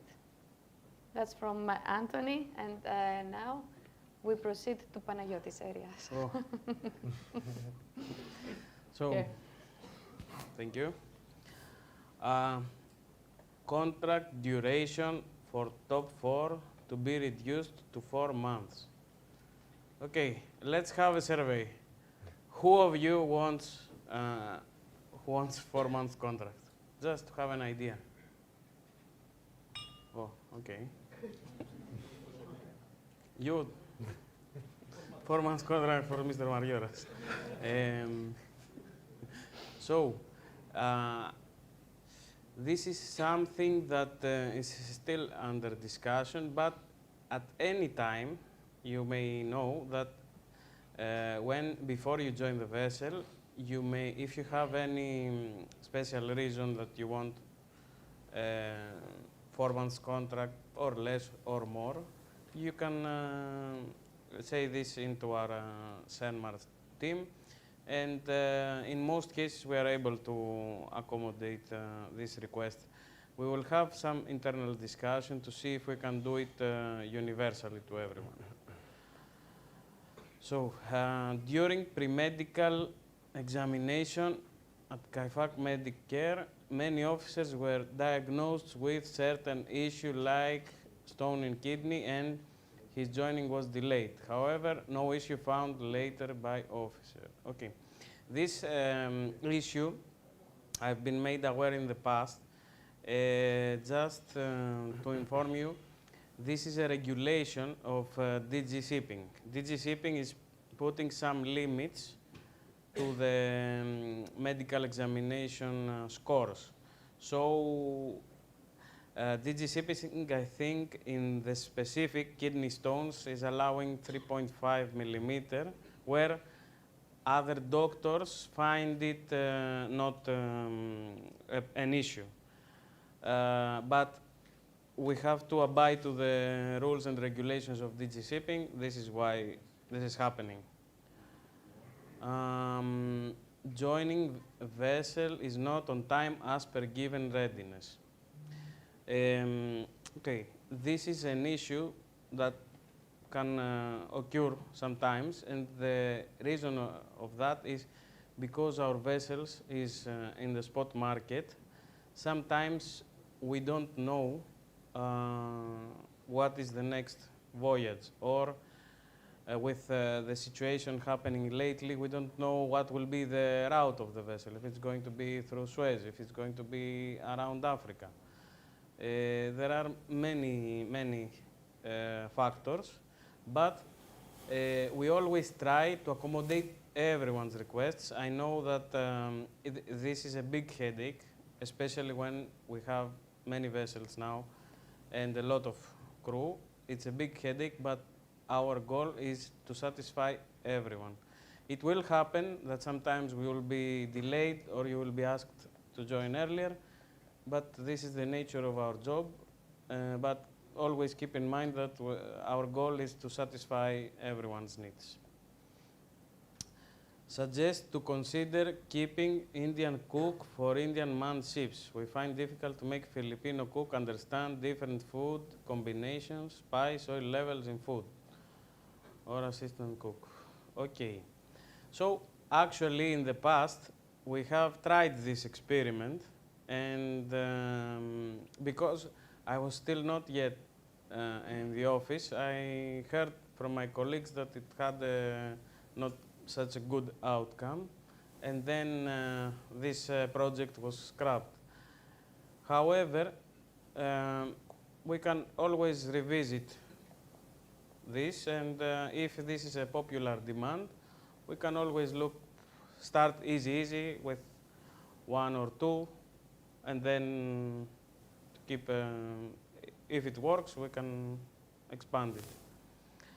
Is there any possibility of family carriage on board for officers, especially senior officers? This is also something that was happening pre-COVID era. I know it is very important for you, for your mental well-being, to have your loved ones with you, but unfortunately, I have to say that this now, with the current situation, is almost impossible. And the reason is, first of all, the security issues around the globe. And lately, many countries impose some new regulations where they don't allow passengers on board vessels. We were almost banned in UK and USA because of immigration rules. And it was not for a family, it was for technicians, Croatian technicians, but they told us that they don't allow passenger lists on a commercial vessel. So this is something that we have to revisit only when the circumstances are good enough. So for the time being, this is something that we will not be able to accommodate. During joining and off-signing of crew members, consideration should be taken for minimum travel duration in order to avoid fatigue. Okay, this is also something that we aim to do. We we always find the best possible flights. We don't consider so much the money, the costs. We are booking tickets based on the convenience of the crew and not cost-wise. Of course, we will not book the highest fares, but not also, I mean, our goal is maximum two connecting flights when you're traveling around the globe. When will shore leave restore to normal? Okay, so shore leave is something that now that most COVID restrictions are gone, it's something that we don't have any restriction actually now. The only restriction is the master's discretion, because the master knows the present condition of the vessel, and you always have to check the fleet instruction manual for the safety personnel that always must be on board. Of course, if you need, it is important that you take some precautions when you go ashore. You don't go to very crowded places. If you feel like you can carry a mask with you, and if someone thinks that he could be exposed to something, he could inform the master, and he could stay for a few days in his cabin quarantine, just to be on the safe side. Just to add on the shore leave, Panagiotis, yes. Can you hear me? Yeah. That I think we have had also a fleet bulletin for this one. Yeah. We had issued a fleet bulletin. This is, as Panagiotis says, up to the master's discretion. So deck and engine, you have to consider who can go for a shore leave and under what conditions. You have to consider the whole situation, which is the port, the availability of the launches, the forecast. You need to check also with the office, both with the technical superintendent and with the operator, to see if there are any commitments, any obligations that we have to take into consideration before going. But provided that there is no immediate requirement for the vessel to sail, or the weather is good, it's a convenient port and the launches are available, then there is no objection from our side, of course.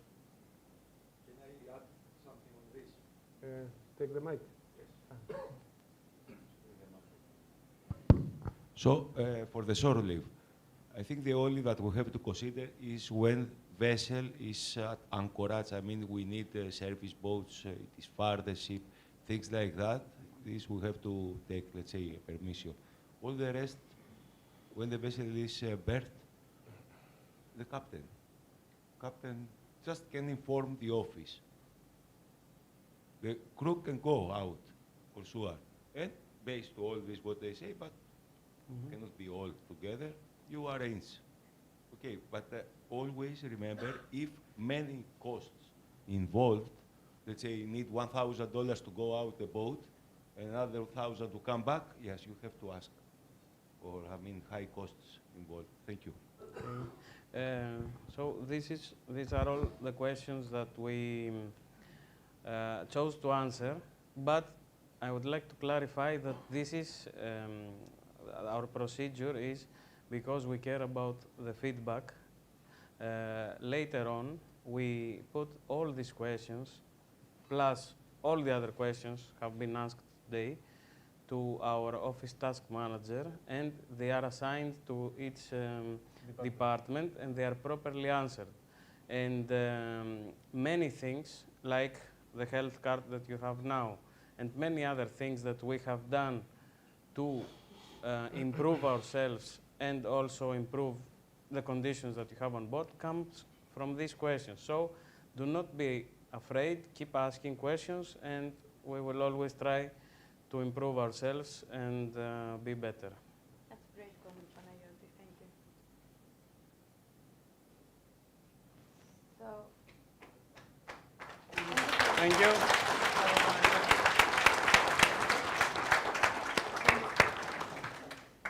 Are we ready to move in our next activity? Which is? Okay. Rajesh, please.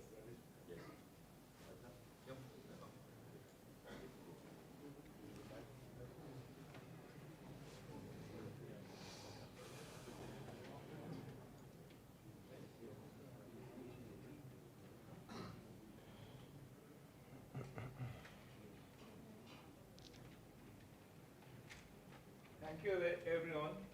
And last, we are announcing the long service who have been serving for the CENMAR for the long time. The 6 people has been shortlisted, and George is going to give it. I announce the first name, Ernest.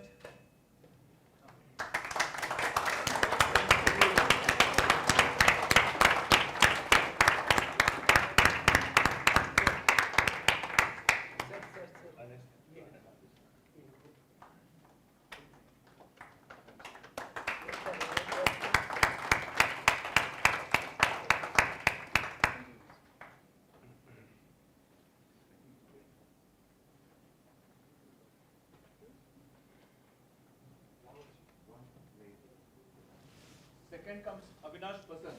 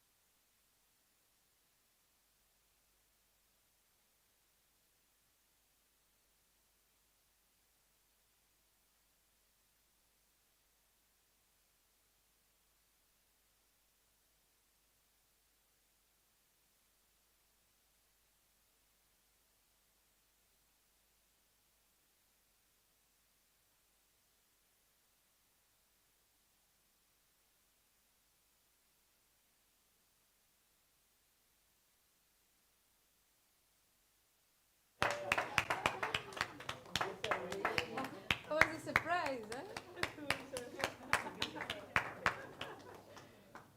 One more member, Captain Mirza, is not here right now.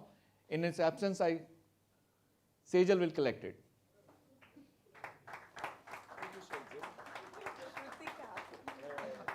Come. For Captain Mirza. Captain Mirza.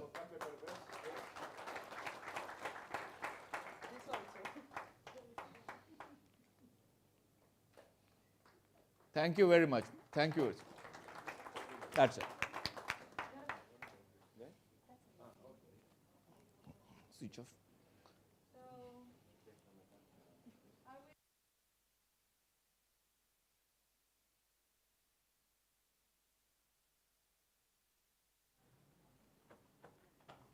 I think this concludes our official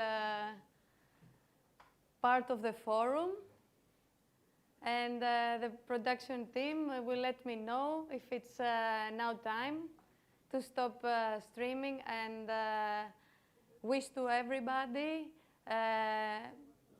to have such successful and fruitful forums. We are very happy that our fleet and our office could be online and watch this forum remotely as if they were there too. And I want to thank you all for this indeed really, really successful event. Thank you very much.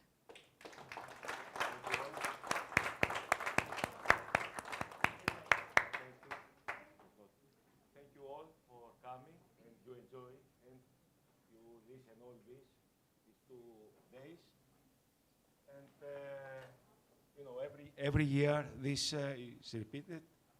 Let's make it next year again. We decide the place. We have not settled. Let's see. We go in a nice state of India again. Maybe another state, not Goa. Okay. Thanks all the CENMAR staff here for a big support and work they did for the forum. All the girls, please come, all of you. Please, come. And also the staff, I want all the staff, Arun, Ramesh, Ravi, all of them to come here, please, and Mr. Rajesh as well.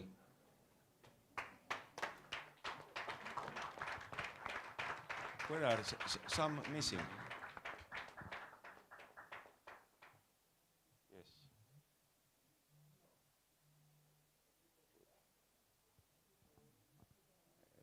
All of you, you know, here our staff.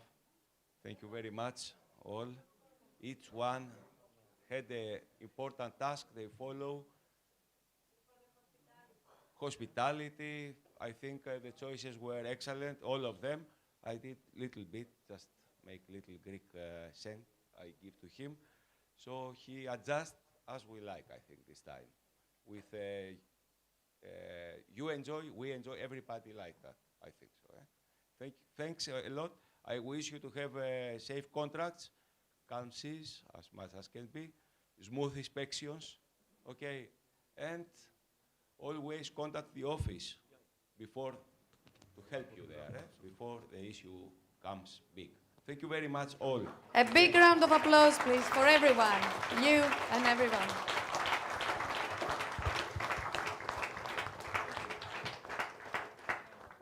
Plus the winding up.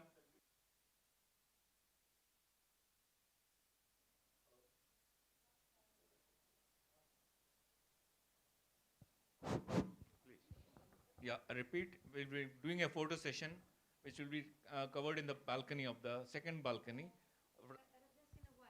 Oh, after. Okay.